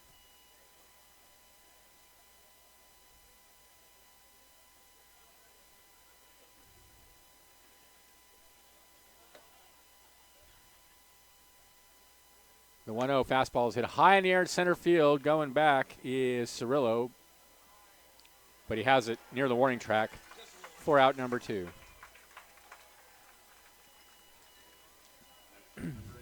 Erickson just got under that. He hit it well, but a little bit under it. So here's O'Donnell, the left fielder, hit into a fielder's choice and singled in his first 2 at-bats.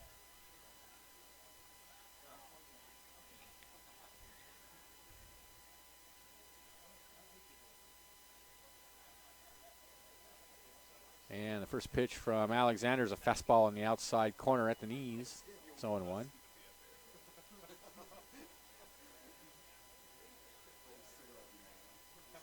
Started out a lovely sunny afternoon and turned sort of overcast and hazy now.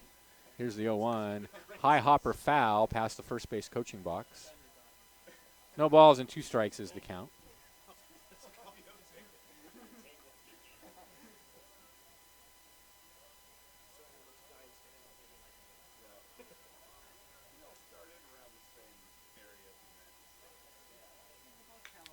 He reaches out and hits that one high in the air to shallow center field. Center fielder coming in, and it will be Cirillo to put it away for out number 3. Top speed tiptoe through the 6th. Crabs lead 8-2. This is Crabs Baseball, 1480 KGOE.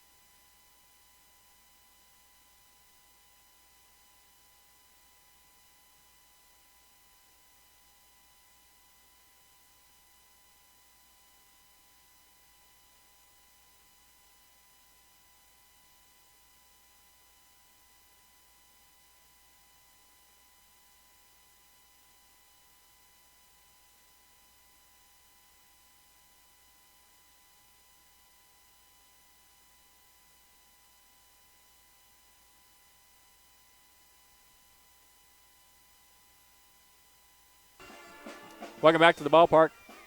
Thanks to the Lost Coast Brewery. Take a brewery tour at the new Lost Coast Brewery's huge $27 million bottling facility, where you'll find T-shirts, sweatshirts, hats, bottle openers, and stickers, and, of course, beer. Kids are welcome. The tour schedule is Friday through Sunday, 12 p.m., 1 p.m., 2 p.m., 3 p.m., and 4 p.m. there at 1600 Sunset in Eureka. It'll be Hamilton, Cirillo, and Pozos for the Crabs. Here in the bottom of the 6th, they're up 8-2.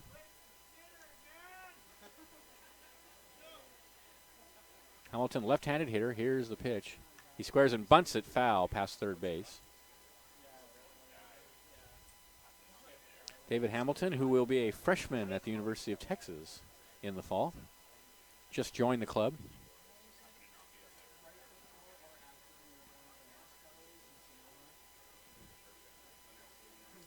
Has a sacrifice fly and a double tonight. Takes the next pitch high, 1-1, and 3 RBIs on the evening.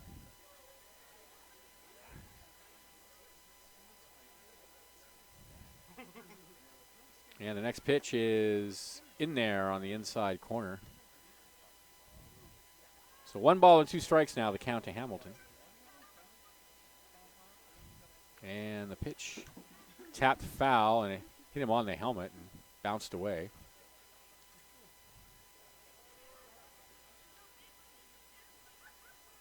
So the count remains a ball and 2 strikes. Crit Rudkin out on the mound for the top speed. The 1-2 in the dirt, 2-2. Johnny Cueto getting hit hard by Arizona, but the Giants are up 5-4. Next pitch is a fastball on the inside corner for called strike 3. That'll be all for Hamilton. That is strikeout number 1, 2, 3, 4. 5. 5 for Rudkin. Here's Mason Cirillo. 0 for 3.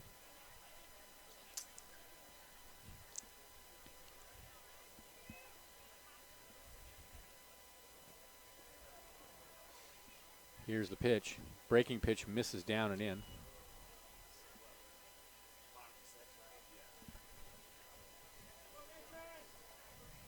This game moving along rather briskly, even with all the runs scored, and that's because No next walks. pitch. That's right, no walks. Fastball down and in. Walks are not only Time consuming. time-consuming, and they're not only Boring. bad strategy. They're incredibly boring. 2-0 the count, and the pitch. Down low, 3-0. It looks like the Professor jinx to me. 3 balls, no strikes is the count. And the pitch. There's a strike at the knees. I think there's only been one walk in the ball game. I believe you're correct. 3-1, ball 4. Now there's 2.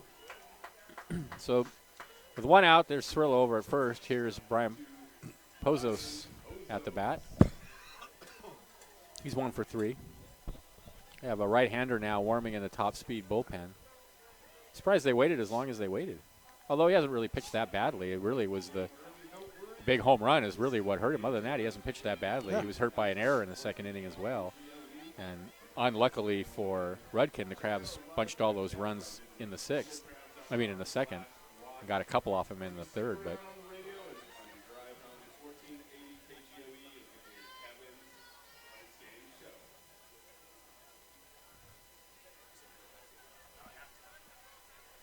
so Cirillo over at first. Here's Pozos.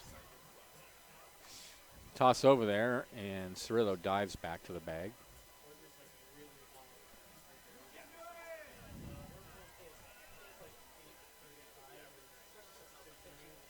Here's the pitch. Fastball in the dirt.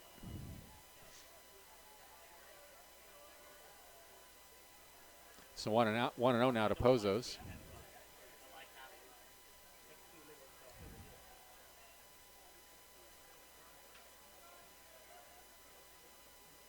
The 1-0 misses away, 2-0. So Rudkin may be getting a little tired now, having walked Cirillo and now 2-0 to Pozos.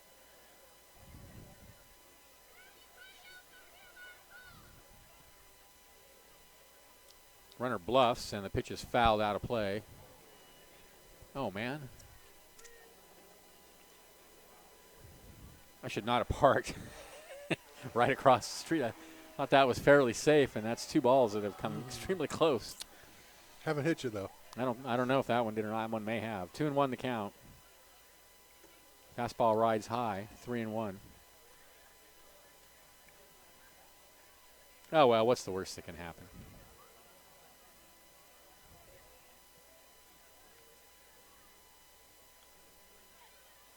The 3-1. High in the air to center field. Center fielder going back, and adios, muchacho. That's out of here. A 2-run home run for Brian Pozos.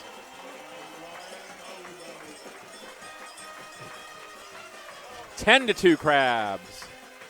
And now it's a blowout.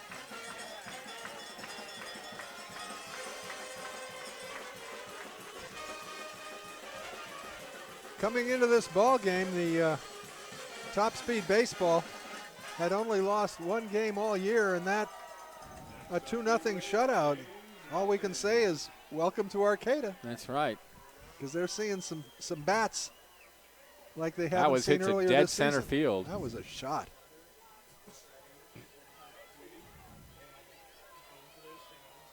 Tenth hit of the game for the Crabs. They are up 10-2. Here's Outman.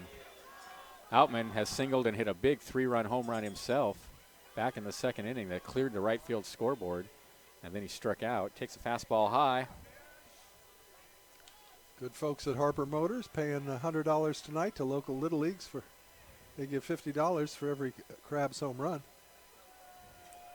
Next pitch is a fastball in the inside corner. 1-1 the count. There's a fastball low. It's 2-1.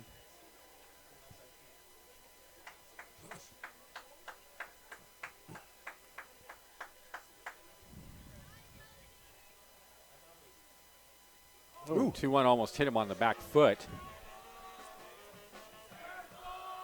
3-1. I can't believe that Rudkin is long for this game.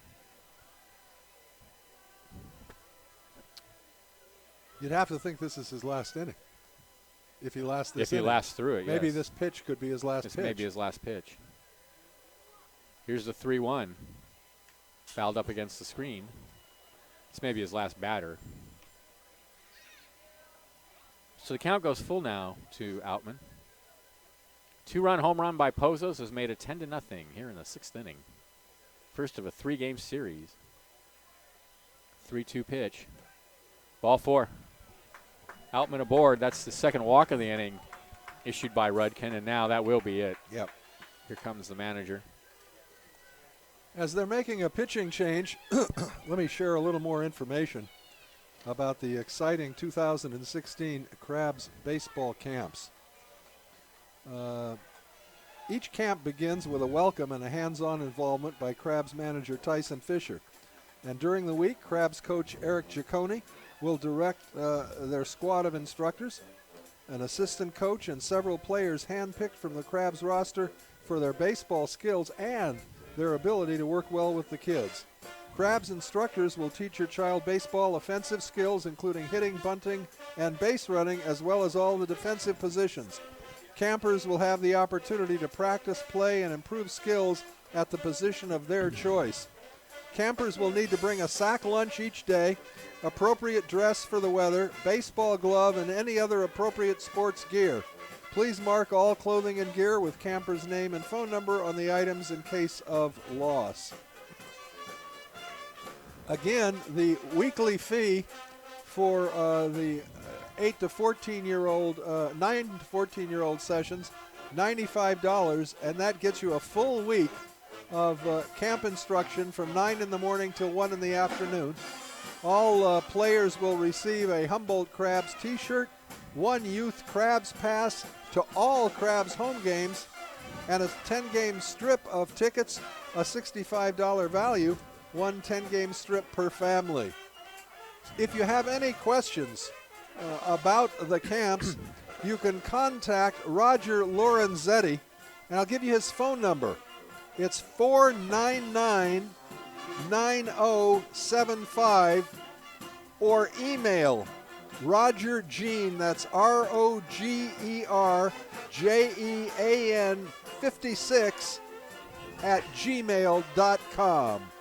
I guarantee it, if your a boy or girl participates in this camp, he or she will have a heck of a good time. All right, back to the action. Here's Benjamin. All right, thanks, Hoke. Number 42, Stan Wolpiak, is the pitcher on in relief, a right-hander for Top Speed Baseball. The line on Rudkin, 5 1/3 innings pitched, 10 hits, 10 runs, 5 of which were earned. He walked 3 and struck out 5.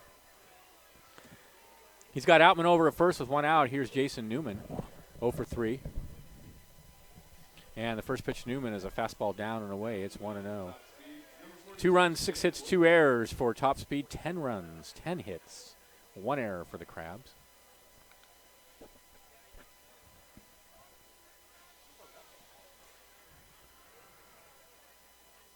And the 1-0 misses down and away. It's 2-0. We have another right-hander warming in the Top Speed bullpen.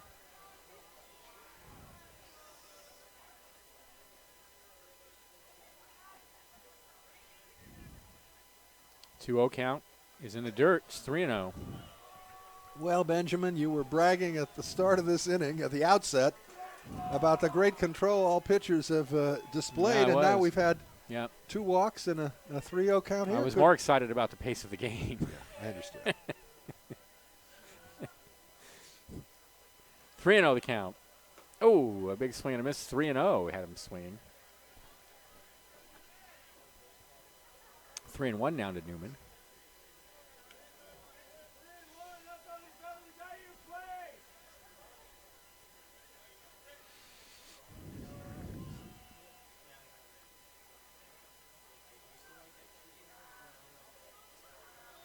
Newman waves that bat over his head like a lumberjack before he steps into the box. There he did it again. Like he's going to chop wood.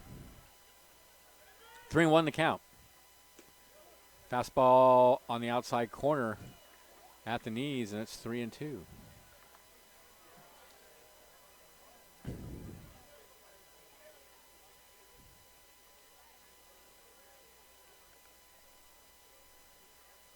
Outman takes his lead. It's a pretty good lead over there. 3-2 pitch. Way outside. Ball 4.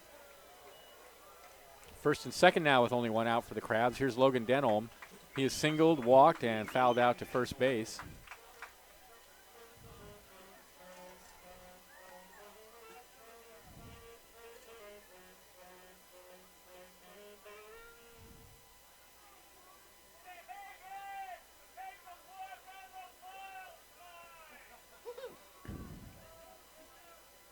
So Alman at first, the second, Newman over at first. Here's Denholm. And he takes the first pitch down and away.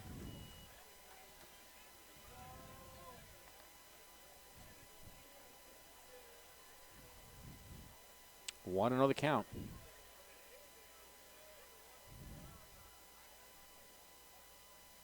The 1-0 is lashed past third base and down the line. That's going to be extra bases. Outman will score easily.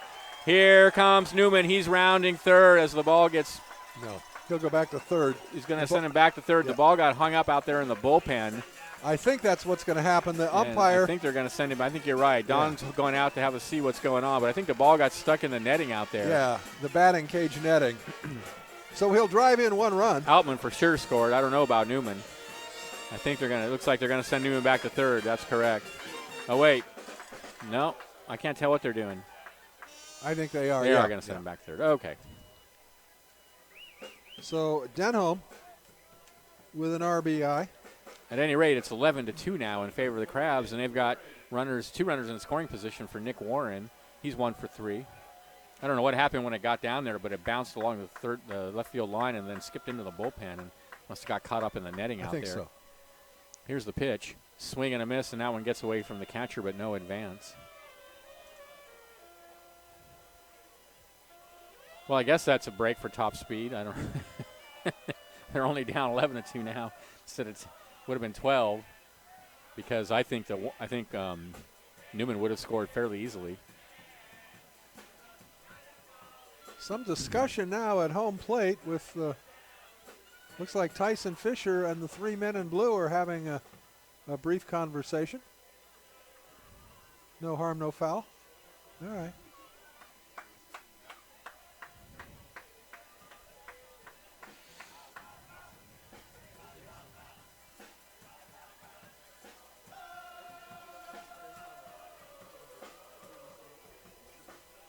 All right, here we go with Newman at third, Denholm at second. 0-1 is the count. Here's the pitch. Warren lights out down the right field line. Foul ball.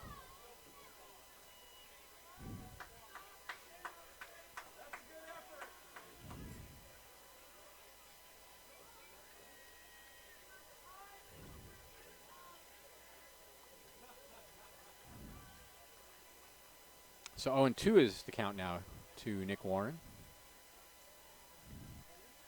Wolpiak sets and deals a fastball down and in.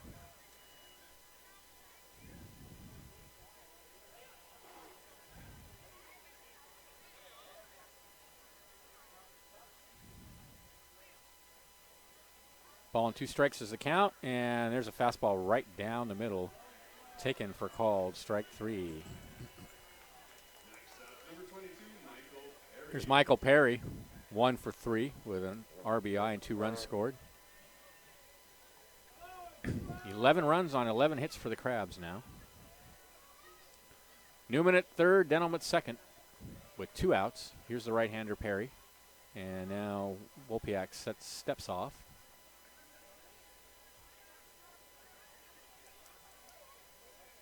He sets, looks at third, and deals, fouled out of play.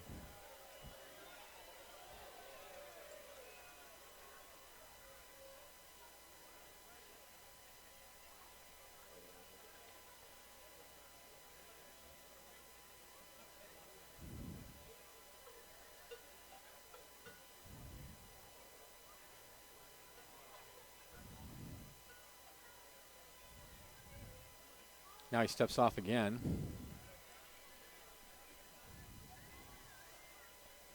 Oh, and 1 the count to Perry. Runners take their lead. Here's the pitch. In the dirt.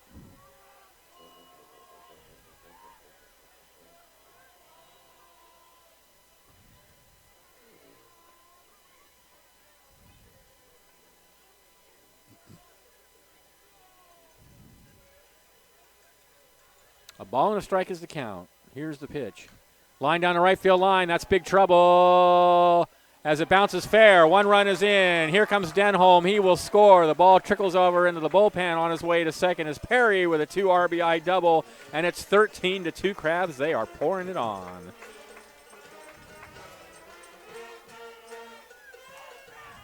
Whoa. A 5-run inning. That after a 6-run inning back in the second and 2 in the third.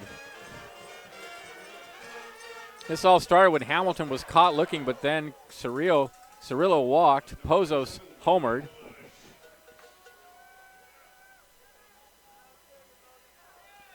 Another walk, another 2 walks, then a double. At any rate, here's Bush. He takes a fastball inside, 1-0 count. Crabs have played at 5 here in the 6th. Bush is 2 for 3. Takes a pitch down and away.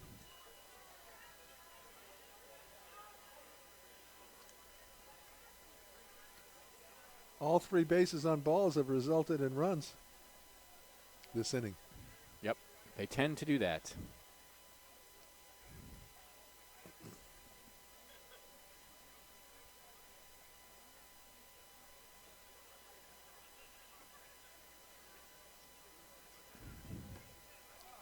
Fastball, oh, it's called a strike on the outside corner at the knees, and it's 2-1.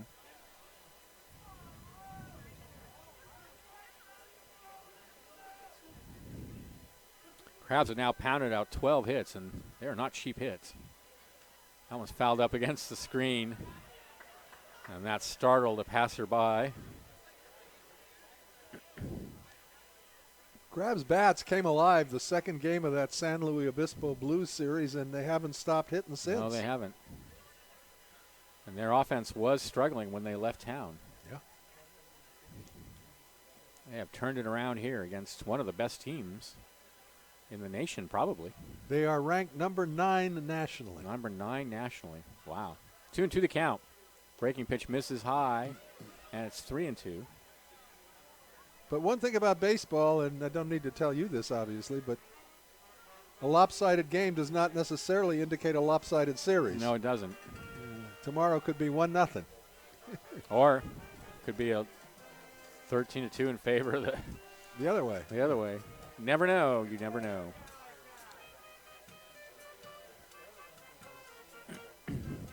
Meanwhile, it's 2-2 to Logan Bush with Perry out at second.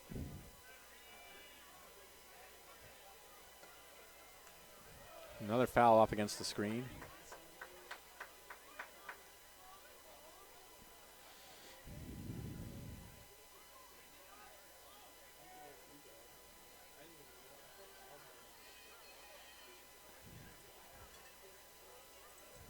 Three-two pitch.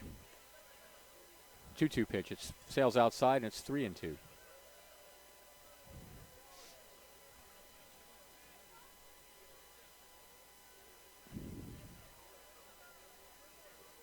Three-two is hit in the air. Caught! And a leaping try by the shortstop. A nice catch by Matt Tarantino with short. That ball looked like it was going to get over his head. But instead, that ends the inning. Crabs get 5 runs on 3 hits. There were no errors and a runner left. And at the end of 6, they are up 13-2. This is exciting. Crabs baseball, 1480 KGOE.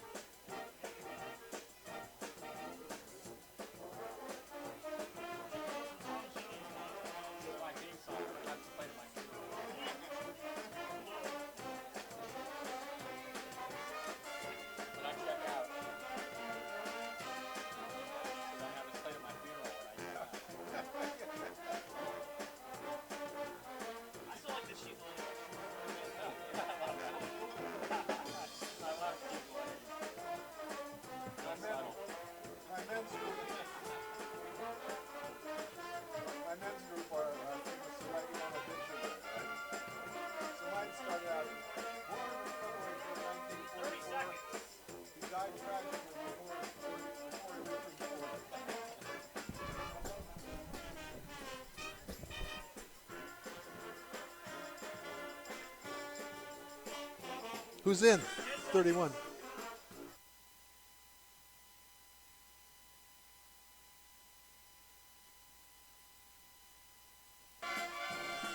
All right, welcome back to the ballpark. We got a new pitcher on the mound for the Crabs. Ryan Smith, the right-hander, picking up for Jason Alexander, who leaves after 6 innings and looks certain to pick up his 3rd win of the season, as he has been amply supported by his mates this evening.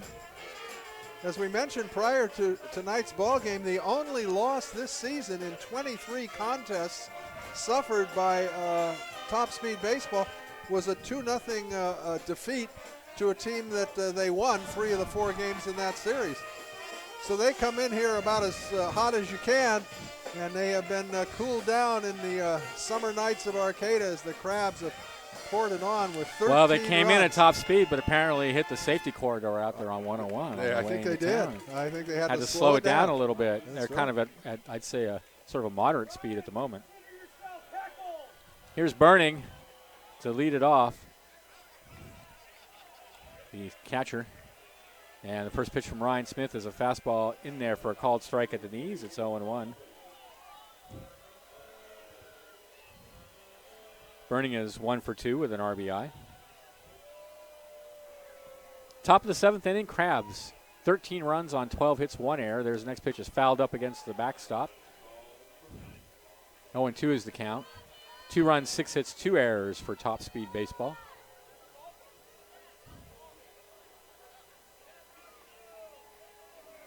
Oh, and 2 is the count to Burning. And the pitch. Line in the left field for a base hit. So Burning aboard with nobody out in the top of the 7th. Will bring us back to the top of the order. This is Matt Martinez, the center fielder. He's 0 for 3.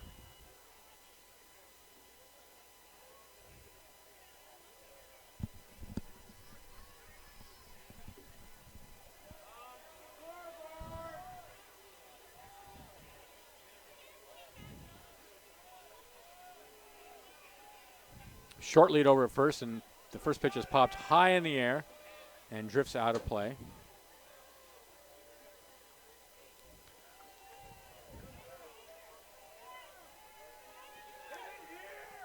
Burning takes his lead, certainly not going anywhere, down 13-2. And the next pitch is a fastball down and in. So a ball and a strike is the count now to Martinez. Matt Tarantino's on deck. Smith sets and comes home with a fastball in the dirt. 2-1 the count. Warren does so many things impressively behind the plate.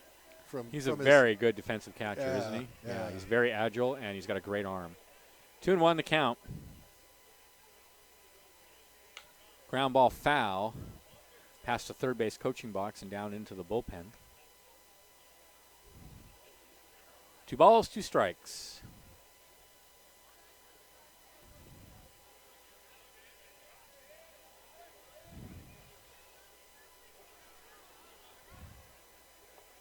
Next pitch is in the dirt. So the count goes full now to Martinez. And Smith's job is just to get in there and throw the ball over the middle of the plate and let the defense do its job with the Crabs up by 11 runs. Here's the pitch. Check swing. Did he foul it? Yes, he did, up against the backstop.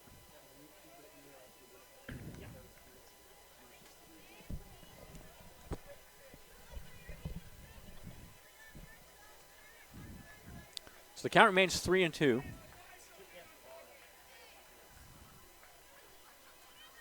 Here's the pitch. Fouled out of play.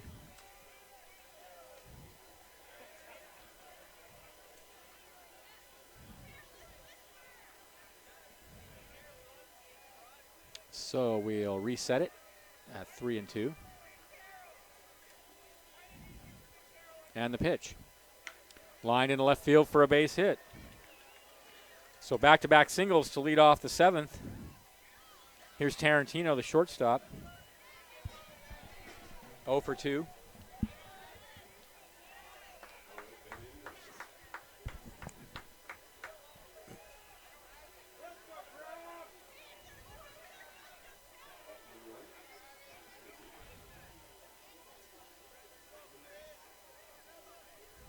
Burning at second, Martinez at first. Nobody out. Here's the pitch. Breaking pitches in the dirt. Crabs have a right-hander warming in their bullpen.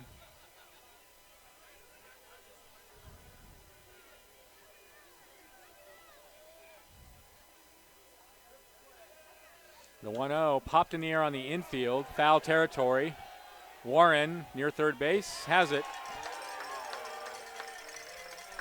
One away.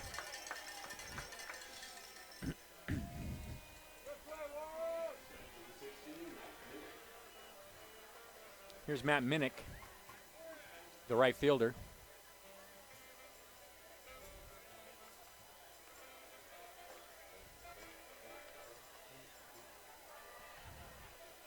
Minnick is 1 for 3.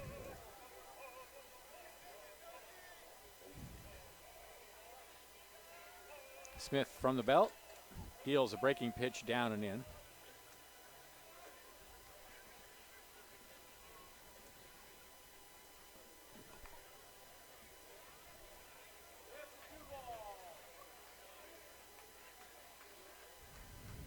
Here's the 1-0 pitch. Fastball rides high, 2-0.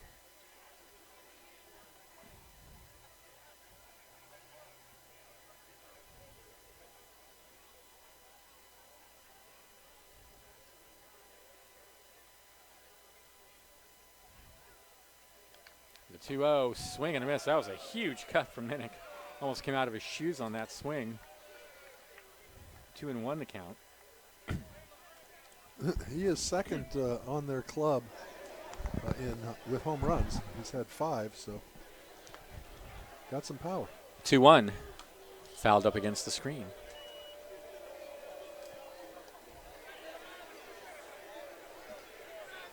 Two balls, 2 strikes, the count.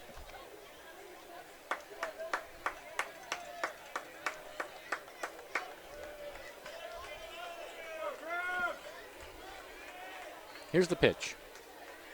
Breaking pitch lashed, foul, past the diving third baseman.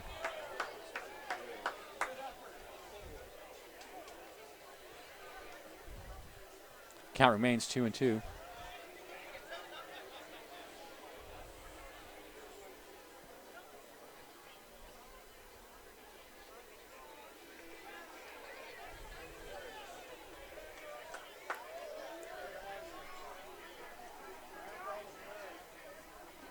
The 2-2 to Minnick. Swing and a miss at a high fastball. 2 away.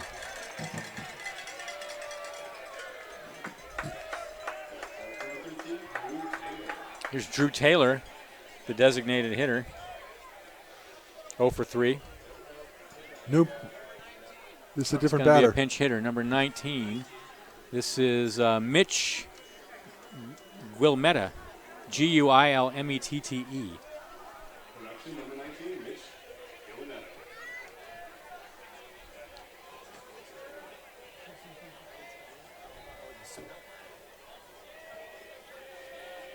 And the first pitch is a swing and a miss. It's 0-1. Left-handed hitter. First one we've seen tonight on the top speed in the top speed lineup.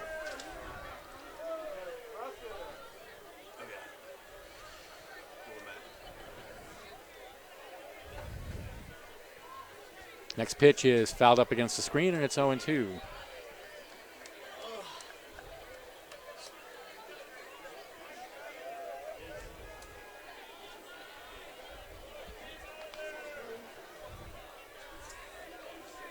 Burning at second, Martinez at first, 2 away. Here's the pitch. Fastball called. Strike 3 on the outside corner. Adios, Guilmetta. And that'll end the inning. No runs, 2 hits, no errors, 2 left at the end of 6.5. Crabs are up 13-2. This is exciting. Crabs baseball, 1480. All right, we're keeping it here, and I want to thank Eureka Rubber Stamp. The Eureka Rubber Stamp Company has been in business in Humboldt County since 1954, locally owned and operated, manufacturing rubber stamps, engravings, vinyl signs, lanyards, novelty items, stencils, and more. New memorial rocks are now in stock. They're located at 520 F Street in Eureka. Business hours 8:30 to 5:30 Monday through Friday. Patty Stokeham of Remax Realty, a Crab sponsor and supporter for more than 20 years. Patty's been selling real estate for just as long. She'll handle all the legwork for you and cover all the bases.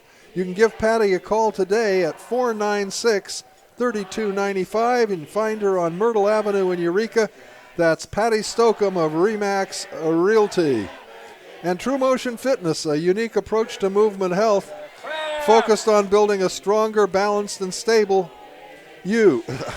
Let me try that again. A stronger, balanced, and stable you so that you can move through life and desired activities with greater enjoyment and efficiency. True Motion Fitness is located at 901 O Street in Arcata. You can give them a call at 822-3018. And North Coast Audiology, we're always working to provide our patients with the best possible care.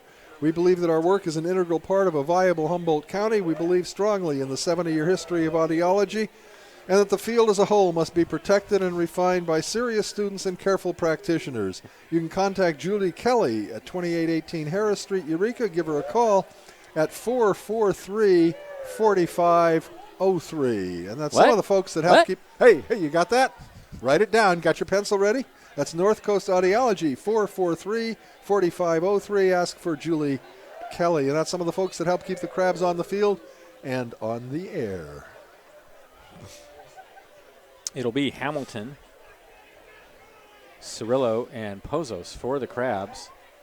And this is a different pitcher now on the mound for Top Speed Baseball. This is number 10, Nick Moisant, M-O-I-S-A-N-T.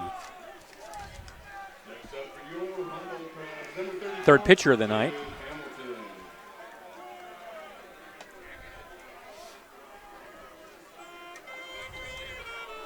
David Hamilton to lead it off. Hamilton, the 9-hitter, has a sacrifice fly at double, and he's been caught looking. 2 runs, 8 hits, 2 errors for Top Speed. 13 runs, 12 hits, 1 error for the Crabs. So it's lefty Hamilton against the right-hander Moisant, and the first pitch is taken down and in for ball 1.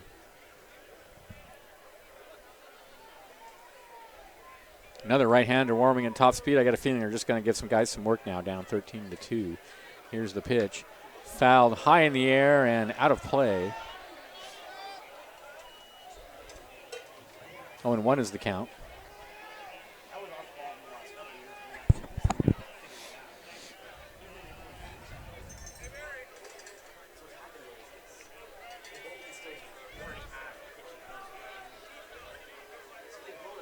The 0-1 is grounded in a hole on the right side. First baseman's over to get it. Pitcher covering. Throw to first is just in time to get Hamilton. Back to the top of the order. Here's Mason Cirillo. He's 0 for 3 with a walk and a run scored.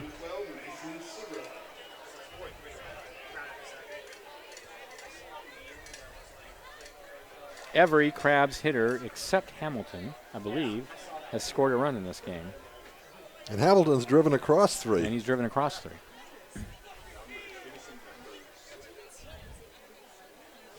$811 folks at the ballpark tonight. 811. Most of whom are rooting for the Crabs.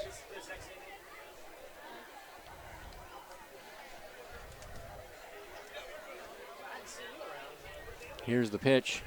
Fastball rides high. It's 1-0 to Cirillo.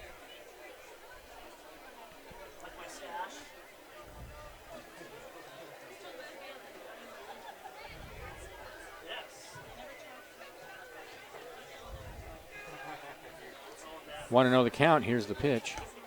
Fastball on the outside corner for a called strike at the belt. 1-1. Eastless has a fairly wide strike zone, but he's very consistent. Got a right-hander warming in the Crabs bullpen. Here's the 1-1. In the air to center field. Martinez going back, and he catches it on the warning track for out number 2.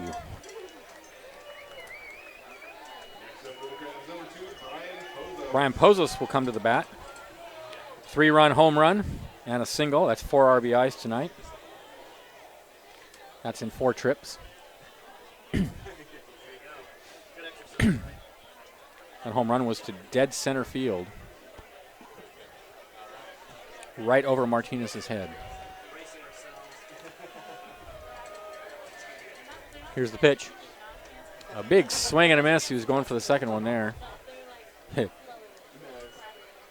0-1.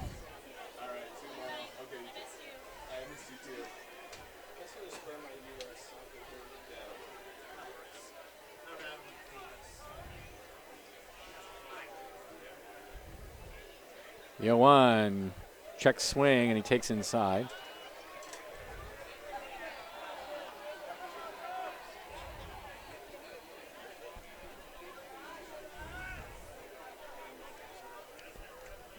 One ball, one strike is the count.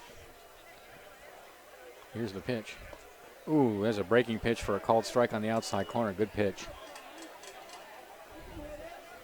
So Pozos in a 1-2 hole with 2 outs and nobody on here in the 7th.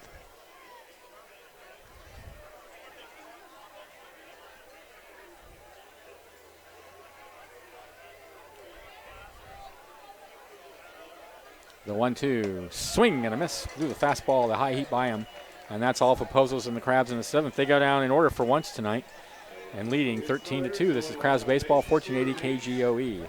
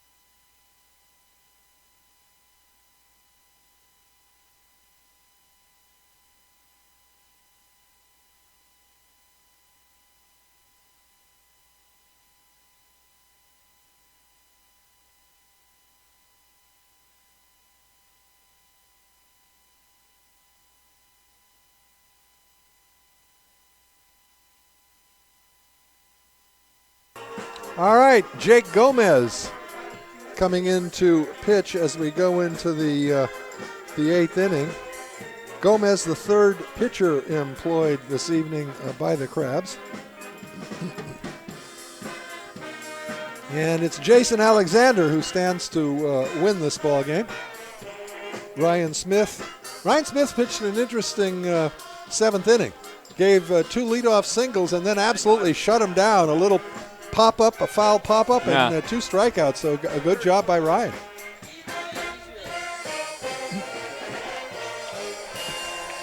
So in comes Gomez. It'll be Rao,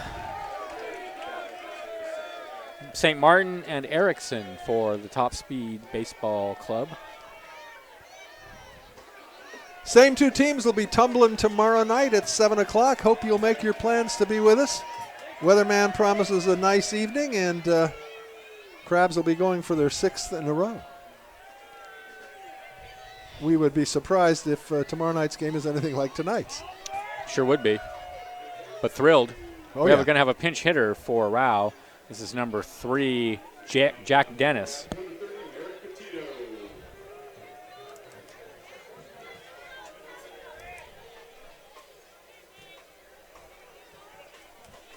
Jack Dennis is the pinch hitter. Okay. Jack Dennis, a left-handed hitter.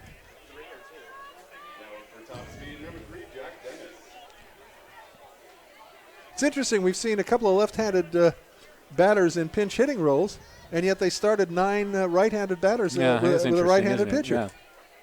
First pitch from Gomez is a fastball down low. It's 1-0.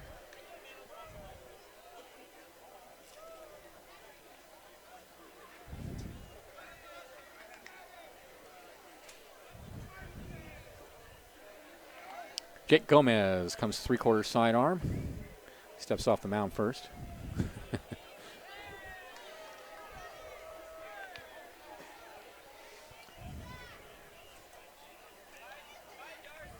Next pitch is down and away. Someone was saying that last night when Bumgarner hit for himself, they didn't use the designated hitter. That was the first time that had happened since way back when, and I can't, Kenny 42 Brett. years or something. Yeah, 40 years. Ken Brett was This the is last guy to actually do it. not Gomez. This is Petito on the mound. Oh, all right. So Gomez is not the only one who throws Gomez. sidearm. Huh? Yep, I'm sorry. I thought this was Gomez. It's actually Merrick Petito.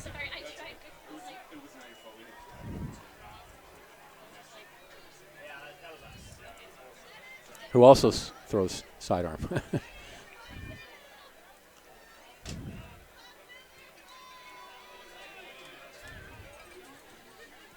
All right, here's the pitch from Petito. It's down and away, and he walks Dennis on 4 pitches.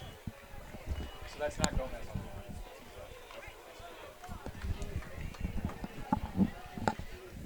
the line. That is the first free pass surrendered by Crabs pitching tonight.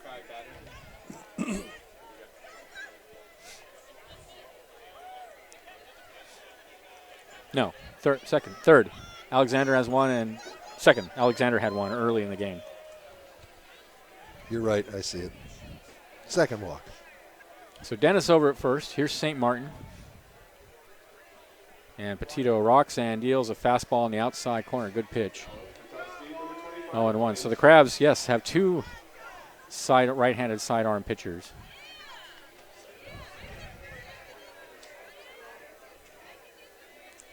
Haven't seen any sidearm pitchers for the Crabs in a while. Next pitch is a fastball on the inside corner, and it's quickly 0-2 now. Was that old St. Martin? That old political show on CNN called Crossfire, and that's what we see from this guy, kind of a crossfire sidearm pitch. Tough for a right-handed hitter, I would think. The 0-2, just misses high with a fastball. Stands are emptying out at this point. Well, they called a 50-50, which I didn't win. And then they we're going to hold a grief session have for a you after the game. 13-2 lead. Yeah. So yeah, well, you know who the real fans are, and who the fair weather or whatever fans are. The casual fan called strike 3 for St. Martin. He is out of there on a fastball on the inside corner.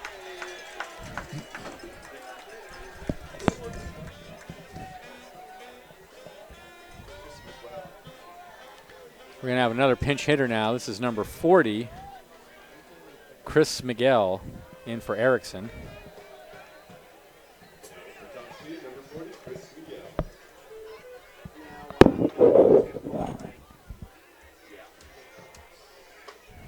Runner over first, 1 out. Here's Miguel, the right-handed hitter, and he takes a fastball in there on the inside corner at the knees.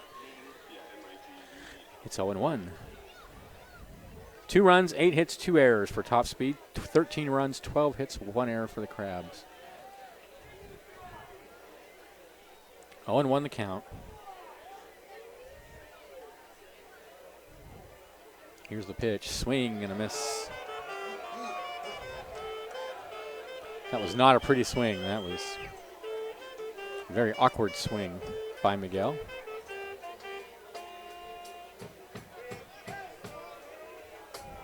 On to the count.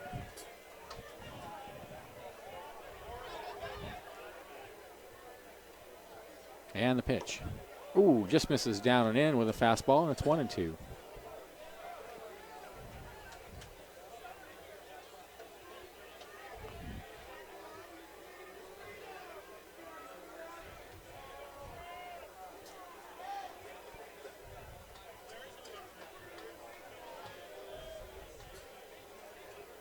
The 1-2, fouled up against the screen.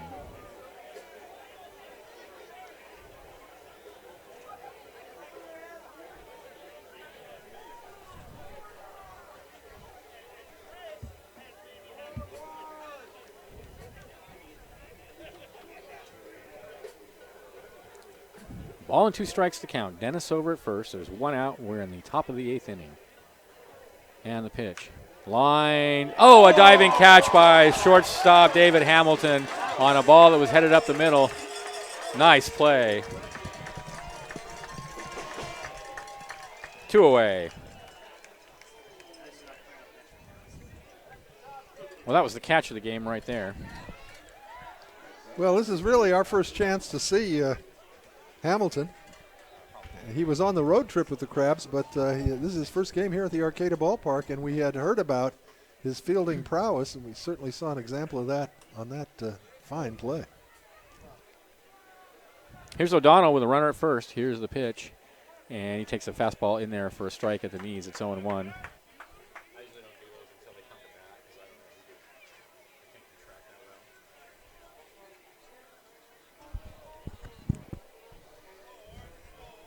0-1 the count. 2 outs, top of the 8th inning. Crabs enjoying a luxurious 13-2 lead. Here's the pitch. Ground ball in the hole on the left side. Dennis backhands, bobbles, strong throw to first. Oh, another nice play. 2 spectacular plays. Woof, woof. Oh! By David Hamilton. On balls hit in the hole. That one hit in the hole. A nice backhand, and that'll end the inning. Wow, good job. No runs, no hits, no errors, 1 left, and at the end of 7.5, it's 13-2 in favor of the Crabs. This is spectacular Crabs baseball, 1480 KGOE.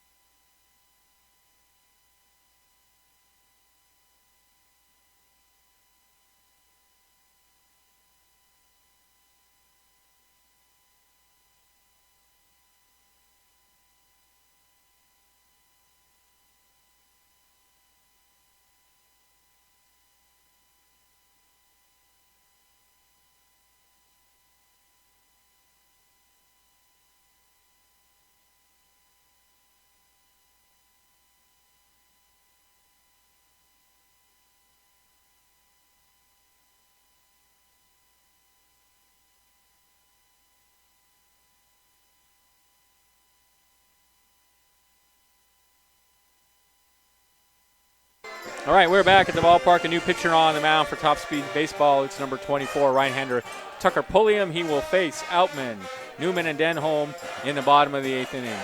North Coast Co-op, a natural foods consumer-owned cooperative grocery store located in the far reaches of Northern California with 1 location in Eureka and 1 in Arcata. We feel fortunate to live in a place of immense beauty while serving the needs of our Humboldt County community. In Arcata, it's 8th and I Street. In Eureka, 4th and B. That's the North Coast Co-op, a good place to shop for sure. Love that co-op. Here's Outman.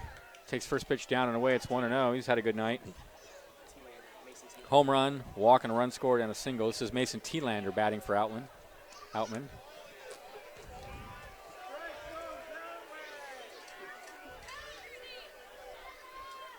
And the next pitch is in the dirt. So 2-0 now to Mason Thielander. 2 runs, 8 hits, 2 errors for Top Speed. 13 runs on 12 hits, 1 error for the Crabs. 2-0 the pitch. Right down the middle for a called strike, and it's 2-1. Crabs have hit 4 doubles in this game, 2 home runs among their 12 hits. The next pitch is called out low, 3-1. Yep.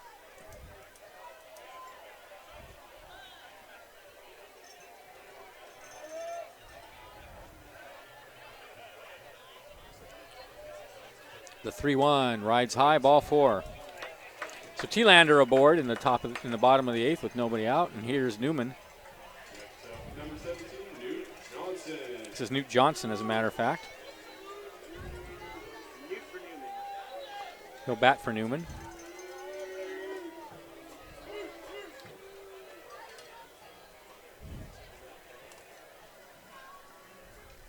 You gotta watch.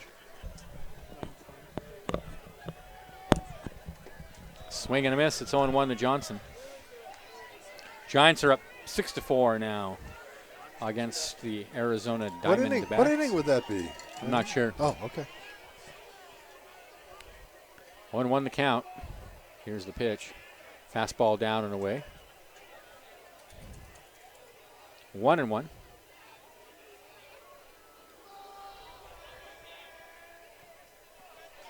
Thielander takes his lead. I'm sure he's not going anywhere with the Crabs up by 11 runs. That's fouled up against the screen. That's considered poor sportsmanship. Poor form, don't you know?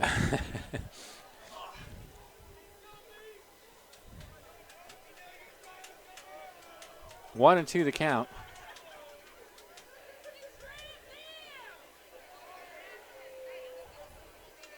Here's the pitch. Fastball misses way high. 2-2.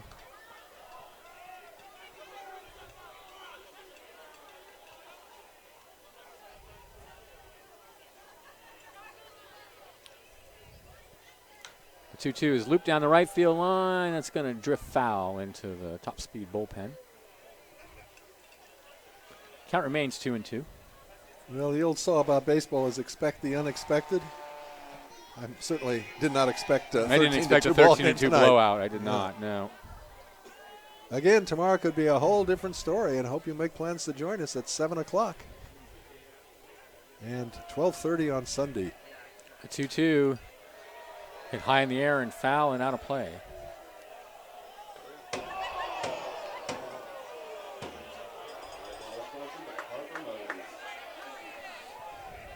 Two balls, two strikes the count. Thielander over at first, nobody out. And the pitch. Fastball rides high, 3-2. Crabs have a right-hander warming in their bullpen.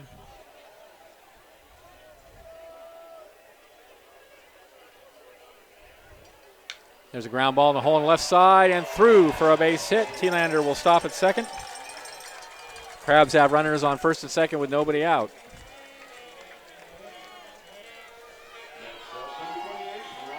This is Ryan Reynolds batting for Logan Denholm.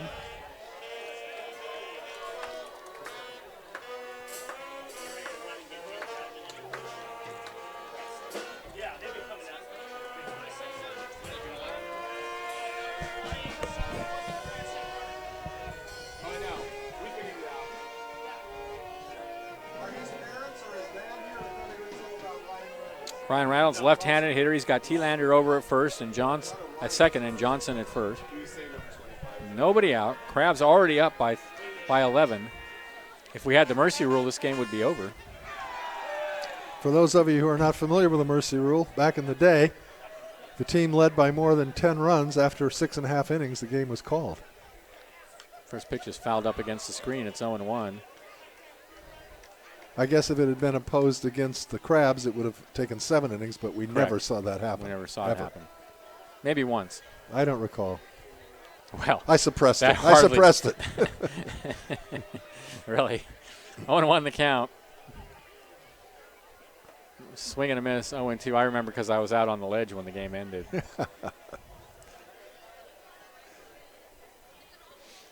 0-2 is now the count to Ryan Reynolds. Thielander at second, Johnson at first.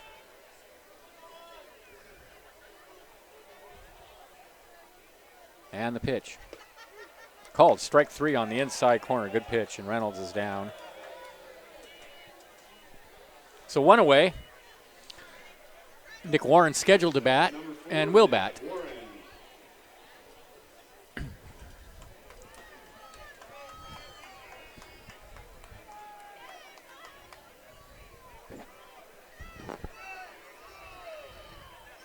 Here's the pitch.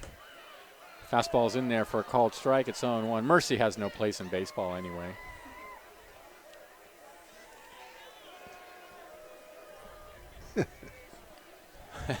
One count. Here's the pitch. And that one gets away from the catcher, but no advance.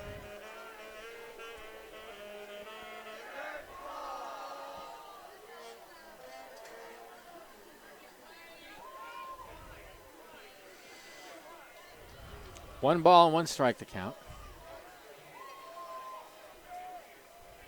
Here's the pitch. Swing and a miss, 1-2. Warren late on that fastball. Tucker Pulliam, fourth pitcher of the night for the top speed. I guess they're not the top speed, for top speed. Here's the 1-2, misses away, 2-2.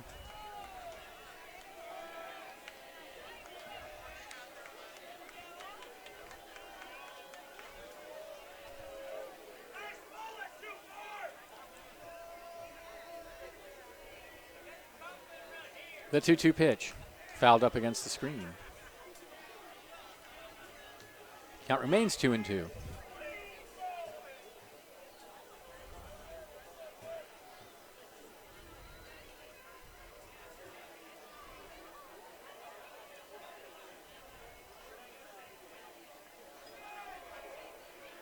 And the pitch, fouled out of play.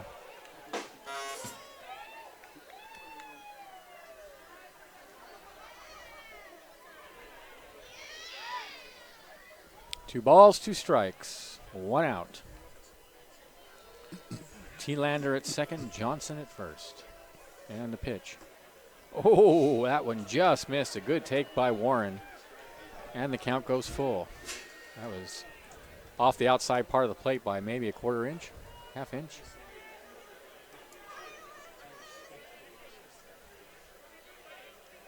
Three-two pitch. Lined into right center field. That's big trouble. That's going to go all the way to the fence and up against the fence. T-Lander scores easily. Here comes Johnson rounding around third. The throw is into third as he's going for three, and he slides safely. A triple for Nick Warren, and it's 15-2 in favor of the Crabs. That was in the gap, and it bounced up against the fence on one bounce.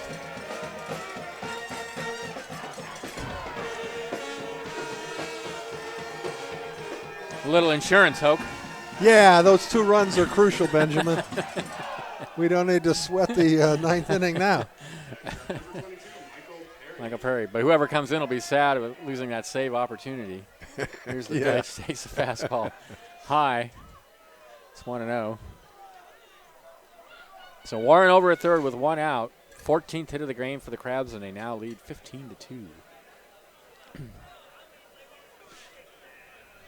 Perry gets time and steps out. Now we're ready. And the pitch. Oh, we tried to check and went round. 1-1. Be nice if we could roll over some of these runs to tomorrow night's game. They don't allow that, huh? Yeah. 1-1 pitch. Fastball rides high. It's 2-1. I have an etymology question for you. Earlier in the game, I don't know anything about bugs. That's entomology. Oh, sorry. 2-1. It's popped high in the air on the infield. Rao under it and has it for out number 3. I'm not trying to bug. That's 2 outs. You're out. not going to get away from this question. Okay. Right? Earlier in the ball game, the scoreboard showed the Crabs with 13 runs on 12 hits. My question is, how come 13 is referred to as a baker's dozen? I don't know. Okay, just threw it out. I've wondered that myself when I didn't have anything else to think about. Yeah. Well, I hope it won't stop you from sleeping tonight. Google it when you get home, would you? Here comes the runner. Here comes a new pitcher for the top speed. I can't believe they're bringing in a new pitcher at this point, but they are going to stop that all-important 14th. Oh, my goodness gracious. 14th run from crossing the plate. We already got 15. The 14th lead run. Yeah. Sorry. So who is this new This hurler? is 22. This is Ryan Patrick. I think it's 22. Ryan Patrick. Let's see if we can. Yeah, it's 22. Ryan Patrick. All right. So Patrick becomes the 5th pitcher employed by Top Speed this evening. They're just doing the same thing that Tyson was doing for the Crabs, Yeah, and that's just giving getting the guys a some little work. work. Yeah. Meanwhile, it's 15-2 in favor of the Crabs. They have 14 hits in the game. Top Speed have 2 runs on 8 hits. They've committed 2 errors, and the Crabs have committed 1. Both teams will play. These teams will meet each other again tomorrow night at 7 o'clock. Is it beard night tomorrow night, or is mustache night tonight? Mustache was tonight. I don't know. Tomorrow's kooky beard night or whatever. I don't know. You know, dress like a Undertaker night or something.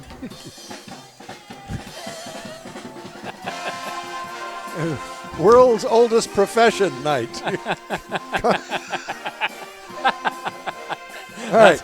Be careful with that one. Second inning. Obviously, we look back. That was a huge inning for the Crabs. They scored half a dozen runs. But you look at the top of the frame. The top of the frame, Top Speed had tallied 2 to take a 2-0 lead and had the bases loaded. Yeah, it's true. They had Alexander on the ropes. Yeah, and he got out of it. He got out of it, and they haven't scored since. Yep.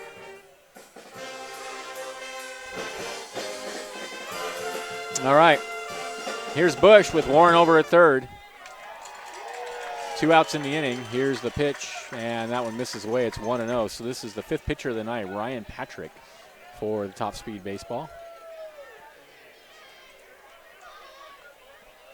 1-0 count, and the next pitch misses away. It's 2-0. Top speed, number 22, Ryan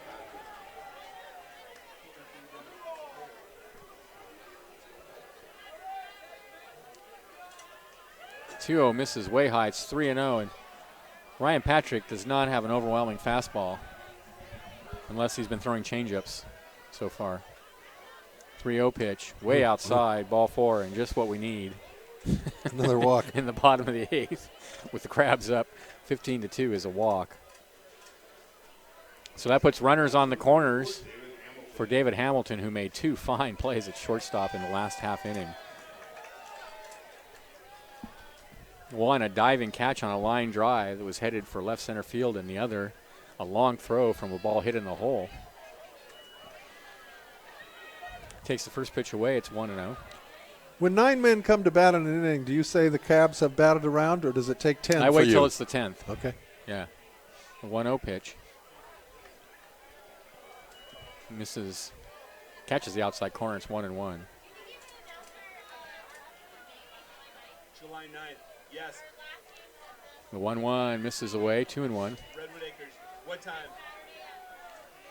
6. Redwood Acres. Okay. Yeah, no problem. The 2-1 way outside. 3-1. Really? Fortunately, there's nobody warming up in the Top Speed bullpen. Oh, yeah, that's great. Yeah, this guy can just walk all at night will. long. Huh? Set up the cots. 3-1, ball 4. Oh, boy. Bases loaded for Mason Cirillo. 2 outs. Be sure to check out the Humboldt Roller Derby Saturday, July 9th at 6 p.m. at Redwood Acres for the last bout of the season. Humboldt Roller Derby. So the bases are loaded now for Cirillo. Next up, number 12, Mason Cirillo. Cirillo is 0 for 4, although he did walk and score a run. And he swings at the first pitch and fouls it up against the screen.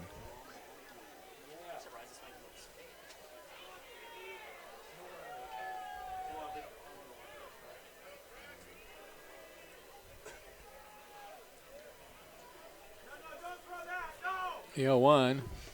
Breaking pitches on the outside corner for a called strike, and it's 0-2. That was a good pitch, a little backdoor slider there. I actually do have a right-hander warming in the Top Speed bullpen. The 0-2 misses way outside, 1-2. They only need one more out here. Yep. 1 ball, 2 strikes. Only one more strike. The 1-2 check swing. It's inside 2-2. If you're looking forward to the, it's not a situation where you'd say the Crabs are down to their last strike. Top of the 9th inning. It'll be Burning, Martinez, and Tarantino for the Top Speed. Here's the 2-2. Misses low. It's 3-2. Nowhere to put him either.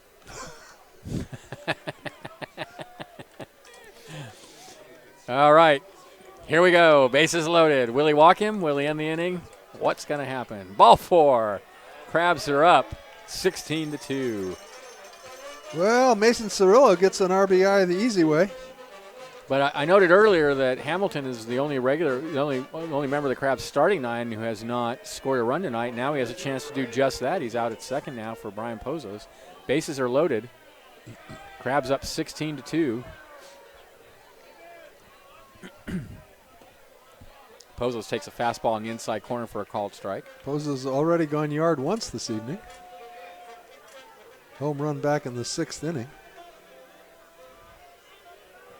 0-1 in the air, left center field. That's going to be caught by the center fielder on the run to end the inning. But the Crabs get 3 more runs on 2 hits. There were no errors and 3 left, and at the end of 8, they are up 16-2. This is exciting Crabs baseball, 1480 KGOE. It batted through it 3 times.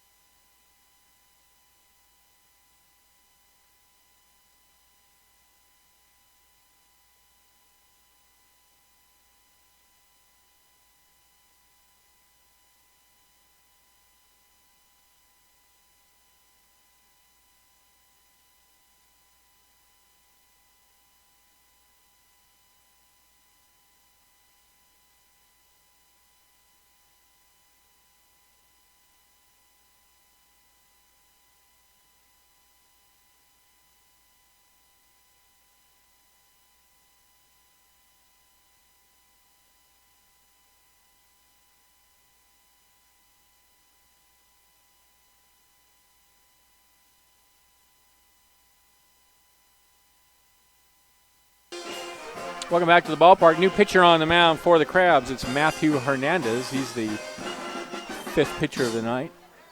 He never got in the game. He's 4th. Oh, right. 1, 2, 4th pitcher of the night. That's right. So Matthew Hernandez, not a save situation.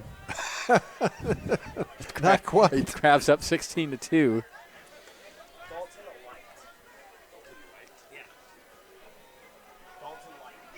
It'll be Burning, the 9-hitter, and then Martinez and Tarantino, though I wouldn't be surprised if we saw some pinch hitters here in the top of the 9th for Top Speed Baseball. Don't forget, tomorrow night, 7 o'clock. Gates open at 6 o'clock if you want to get a good seat. Crabs and Top Speed. Top Speed will be looking for revenge big time. This is only their 2nd loss of the season and the first blowout they've suffered. So they're going to look for a little retribution tomorrow. They still got a right-hander warming in their bullpen just in case. So here's the pitch from Hernandez, and it's a fastball in there for a called strike. It's 0-1 to Burning. Burning is 2 for 3. 0-1 fastball misses high, 1-1 count. Still a pretty good crowd here, even with the score, a blowout, and the 50-50 already called. Here's the 1-1 pitch. Check swing on a fastball inside. It's 2-1. Official attendance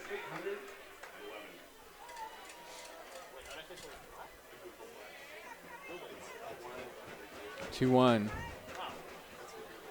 Foul off his foot, and it trickles over towards the Crabs dugout. 2 balls, 2 strikes is the count.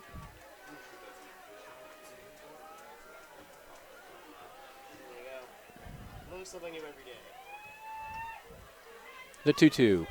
Swing and a miss, strike 3, 1 away.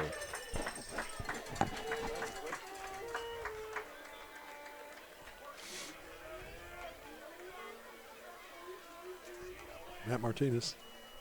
Next up, number 11, Matt Martinez. Matt Martinez will be the hitter. 1 for 4. And the first pitch is a fastball hit in the air to left field and deep. Going back is Outman, I think, and it's off the wall. It bounces past him, and it heads all the way back towards the infield. Meanwhile, Cirillo over to get it, and it's a stand-up double for Martinez. That one took a nasty hop off the wall, right past Outman, who I think is still in left field. I don't know. I don't think it is Outman, as a matter of fact. No, Telander. Telander. Telander. Okay, but anyway. Telander. And now we're going to have a pinch hitter. This is Jacob Carrera Now up, number 2, Jacob Carrera. for Tarantino.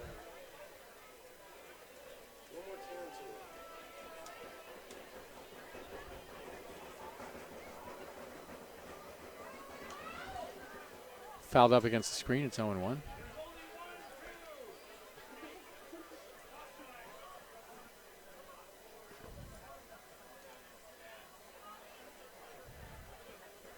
So Martinez out at second with 1 out. 2 runs, 9 hits now. 2 errors for Top Speed. 16 runs on 14 hits and 1 error for the Crabs. There's a ground ball over to third. Scooped up, throw to first, 2 away. So they're down to the last out are the Top Speed.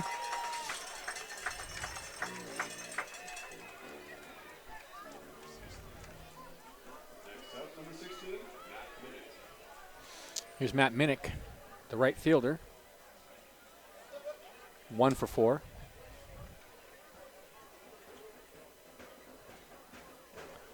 Top Speed got off to a 2-0 lead, but it's been all Crabs since the bottom of the second when they played at 6. Here's the pitch, and that one bounces away from Warren, but no advance by the runner. Not that it matters.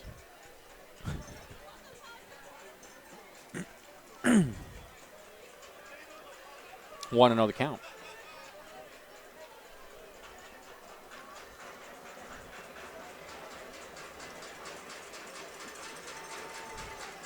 The 1-0 fastball in there for a called strike on the outside corner. It's 1-1.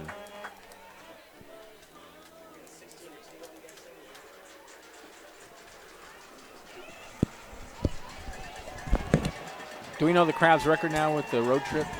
Swing and a miss, and that was fouled up against the backstop.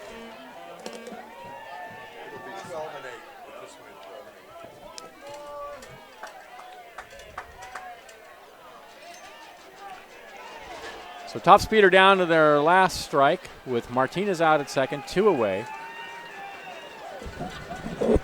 Crabs looking for their 12th win of the season and their 5th in a row. They will go 12-8 on the season. Top Speed will fall to 22-2. Here's the 1-2. Misses down and in, 2-2.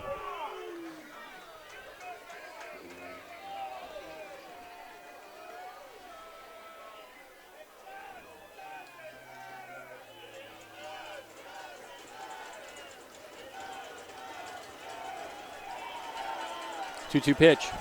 Breaking pitch fouled up against the screen.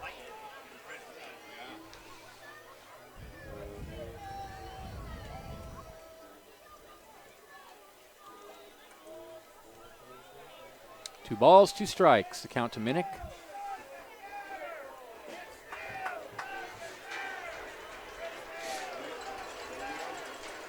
And the pitch. In the dirt, 3-2.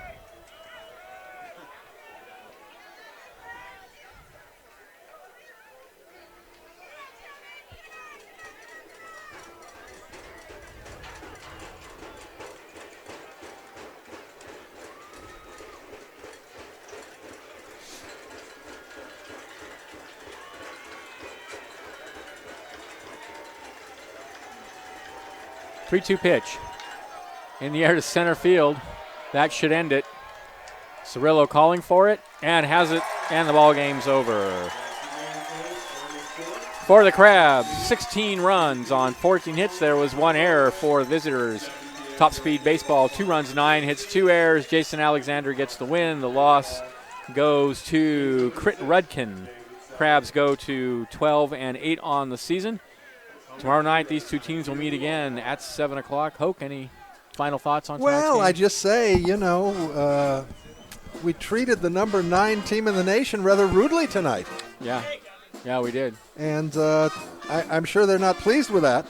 So tomorrow should be good about it. Yeah, tomorrow should be good action. Out for revenge tomorrow. I think maybe. You plan on being here? I'll be here. Are you going to be here? Yeah, I think I will. Let's be here. All right. For join us too. For my broadcasting buddy, the Professor Benjamin Schaefer, I'm Hoke Holcomb, and we're rounding third and heading for home.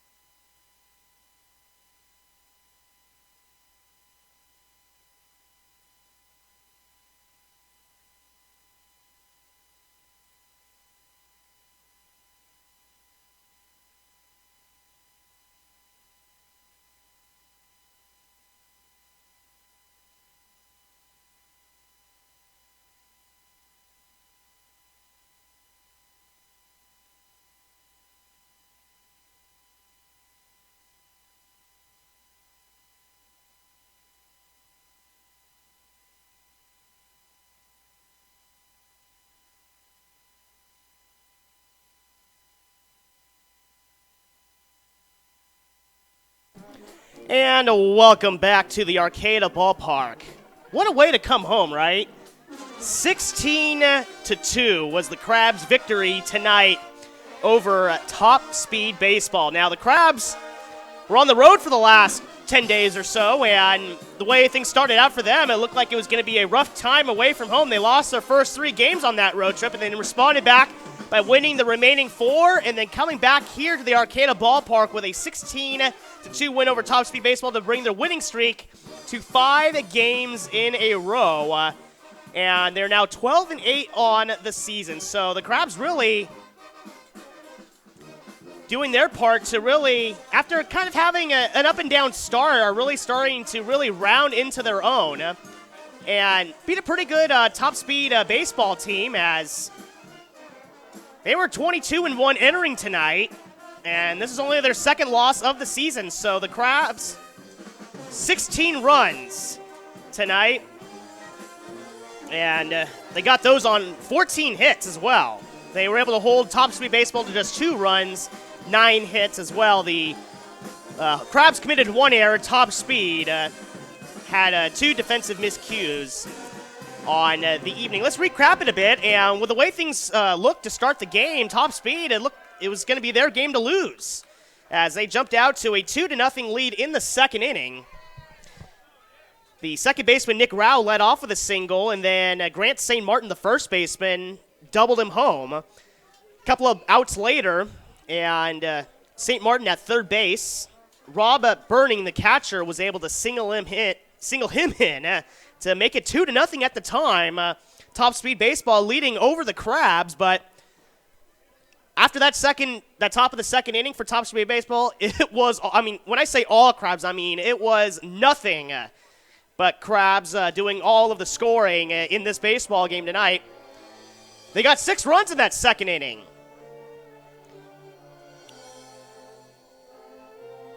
Logan Denholm had started with a single, followed by another single by Nick Warren, and a fielder's choice plus an error by Michael Perry hit into a fielder's choice, as well as an error by the second baseman for Top Speed. That allowed the first run to come in. Second run came in on a David Hamilton. He just entered his first game as a Crab tonight, but David Hamilton had a scoring fly ball, and that was the second run of the game.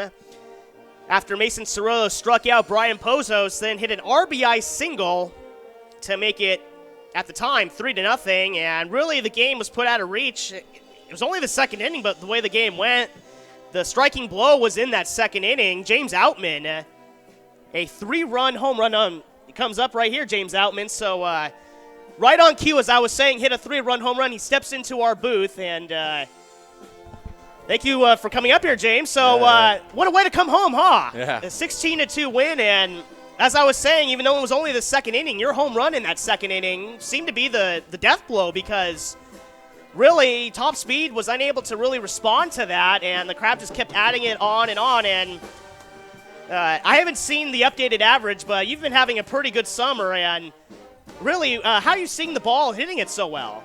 I don't know. I'm just sort of trying to put my best swing on the ball and trying not to know my average because I don't want to think about it. Don't want to know. We won't go into it then, Yeah. well, at least with you right here. So whether it's 1,000, 500, 0, you just don't even think about it, right? I don't care, yeah.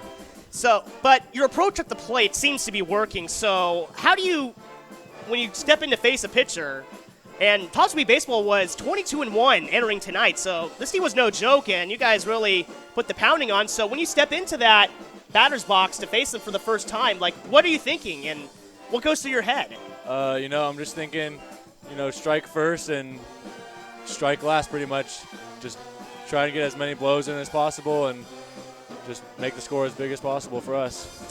Now, I notice you're yet another Crabs player who goes to Sacramento State. Dan Dealey, Trent Goodrich, Ryan Hundley.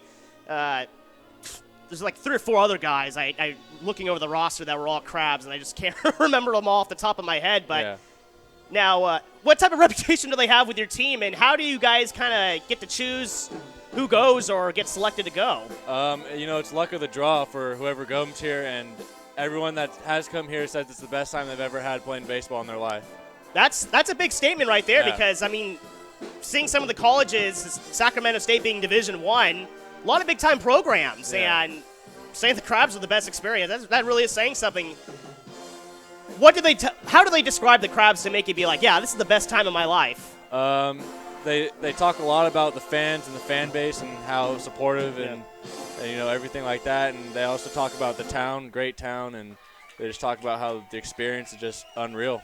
Now, you guys had about a 10-day road trip, and you were saying about how great the fans were. So for the one time this summer, the fans were booing you and cheering against you for a change instead of having all this support here at the Arcata Ballpark. So what's that like? Because St. Louis Obispo, from what I saw, drew a good crowd. Reading always has a lot of people. Heldsburg. Opposing fans cheering against you. What's that like, and how do you kind of play through that?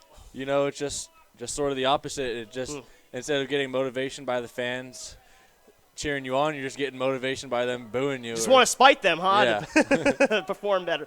I was looking up Redwood City is your hometown, and that's Silicon Valley, right? Yep. So what are you, a Giants fan? Oakland. Giants fan. They won tonight 6-4. I'm a Dodgers fan, and even though they're starting to play well, the Giants won't lose. So,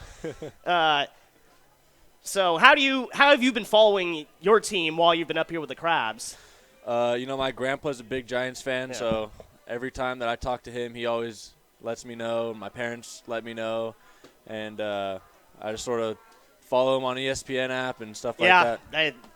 I get the constant. I think I annoy people with all my Sports Center tone updates on my phone, but man, that team's playing great baseball. I mean, as a Dodger fan, I even have to admit that. They with all the injuries even they've suffered, with Hunter Pence going, I thought that would really be something that would be difficult for them to overcome, but they just keep rolling on. So, and this NL West race is fun though, isn't it? Yeah. Dodgers Giants can't ask for much more than that. So, going further in the summer, and I like to ask about adjustments, but it doesn't seem like you need to make too many adjustments with how well you've been swinging the bat. But are there any goals you have to kind of maybe improve upon already what you've done? Coming in the 3 spot, I was looking to drive it a little bit more than in the 2 spot, just sort of getting on base. So in the 3 spot, I'm looking to, get whatever guy's on home or get myself in scoring position for the next guy, for Newman or Denholm or whoever's up after me. So, I mean, that's the only really adjustment I've made. Does the wood bat make a difference, positive or negative for you? I mean, it's Little League on through college. It's all aluminum bats, so is that, I mean, hasn't seemed to affect you negatively, but do you feel like there's a difference in how you're swinging the bat and hitting the ball? At first there's a difference for sure. Just the barrel's a little smaller. You got to hit it. You got to square it up or else you'll break it. But I mean, there's not that much of a difference. If you get it on the barrel, it's gonna go no matter what bat you're using. Well, and my last question before I let you go. Over the next 9 days, actually 3, 6, 9 of the next 10 days, you've got the games going on. Only one off day, that would be on Thursday because we have the 4th of July holiday. So mentally getting ready for a long stretch of games, what's that like, and how do you feel about that? I mean, I'm looking forward to it. I love playing. Yeah, why not, right? Yeah. No school. You just think about baseball all the time. So, I mean, I'm not really preparing myself much for it. I'm just going with the ride and having fun. Have fun with it. Well, it's everyone I've talked to, I mean, you included, and all the other people we've had up here just say how much of a joy it is. So, we've enjoyed watching you, so it's fun for us too. So, really give us a good show at the bottom. Thank you for coming up here, James. Thank you very much. Keep having performances like that. I didn't even read your batting line. I'm not going to give you your average because you don't want to hear it, but tonight at least at the plate, 2 for 3 plus a walk. Mm-hmm. With 2 runs scored, that 3-run home run also had a single. And, keep it up, and we wish you good luck this coming weekend. Thank you. Thank you very much. All right, that was James Outman, our call him player of the game. I mean, he had that 3-run home run in the second, and that really put things out of reach. So, he really provided the big swing tonight, did James Outman. We're going to take a break and wrap things up, a 60-second timeout. And we'll wrap things up and prepare you for tomorrow. So don't go anywhere. You're listening to Humboldt Crabs Baseball here on AM 1480 KGOE.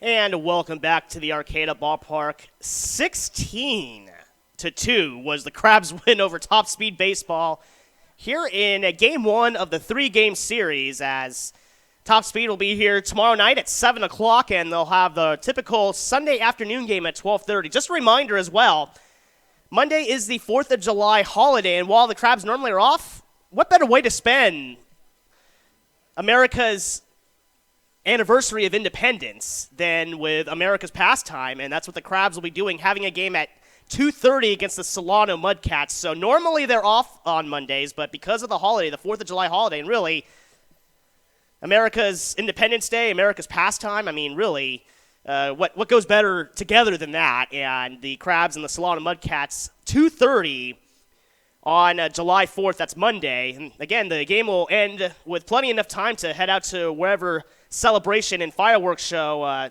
especially the one in Old Town, as you'll have plenty of time to make it to that after the game is over. So baseball game by day, go see some fireworks at night. Really, in my opinion, can't figure out a much better way to spend the 4th of July than with some baseball, and then later going out to whatever celebration you all might have planned. So either way, the Crabs looking to continue on their success, 16-2, 16 runs, 14 hits that committed an error, 2 runs, 9 hits, 2 errors by Top Speed Baseball. Jason Alexander got the win today, and it looked like it was going to be a little rough, but give him credit. He's really settled down. It also helps when your team can give you 6 runs after you give up 2. That really kind of boosts your confidence. But he went 6 innings, allowed 2 runs. Only one of them was earned, however. Only one of the 2 runs he allowed was earned. Otherwise, had 5 strikeouts and a walk, 6 hits allowed. And then the bullpen, once again, with a shutdown performance. Ryan Smith with an inning, allowed 2 hits, otherwise struck out 2, and that was it. Merrick Petito also had a scoreless inning, a strikeout and a walk included in that. And Matthew Hernandez closed things out with an inning, allowed 1 base hit, and also struck out 1. Crit Rudkin was the starting pitcher for Top Speed Baseball, and it got roughed up a little bit, although wasn't entirely his fault. He ended up going 5 total innings so far, and actually it's 5 1/3 total innings, and allowed 11 runs. However, 6 of those runs were earned, so really not a performance, of course, he wanted, but the 11 runs allowed, not quite as bad, considering that really his defense did let him down in allowing 5 unearned runs to score. Otherwise, 5 strikeouts, 3 walks, 10 hits allowed. And the bullpen really didn't fare too much better. Stan Wopiek went 2/3 of an inning, allowing 2 hits and 2 earned runs, along with a walk and a strikeout.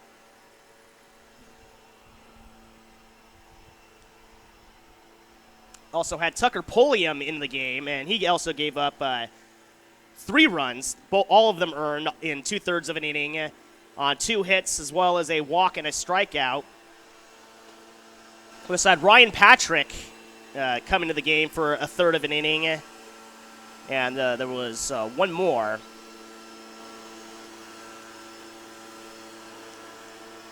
As Nick Moisant was also in there for an inning. So, but it was Crit Rudkin who gave up the bulk of the runs, and really it was a tough night for Top Speed. But again, only the 2nd loss they've had all summer. They're 22-2, and the Crabs are 12-8. The road trip they were on, again, it started like it was going to be a rough time as they lost their first 3, but have since won 5 in a row, including the last 4 games of the road trip, plus the 16-2 win tonight. So that'll do it here for us at the Arcata Ballpark. I'd like to thank everyone with Top Speed Baseball and the Crabs. Speaking for Benjamin Schaefer and Hulk Holcomb, this is Kevin Wyatt saying so long from the Arcata Ballpark as the Crabs beat Top Speed Baseball 16-2.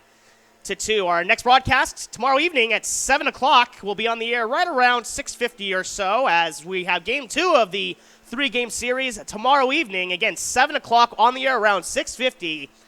Humboldt Crabs versus Top Speed Baseball. And until next time, have a very pleasant good evening, everybody.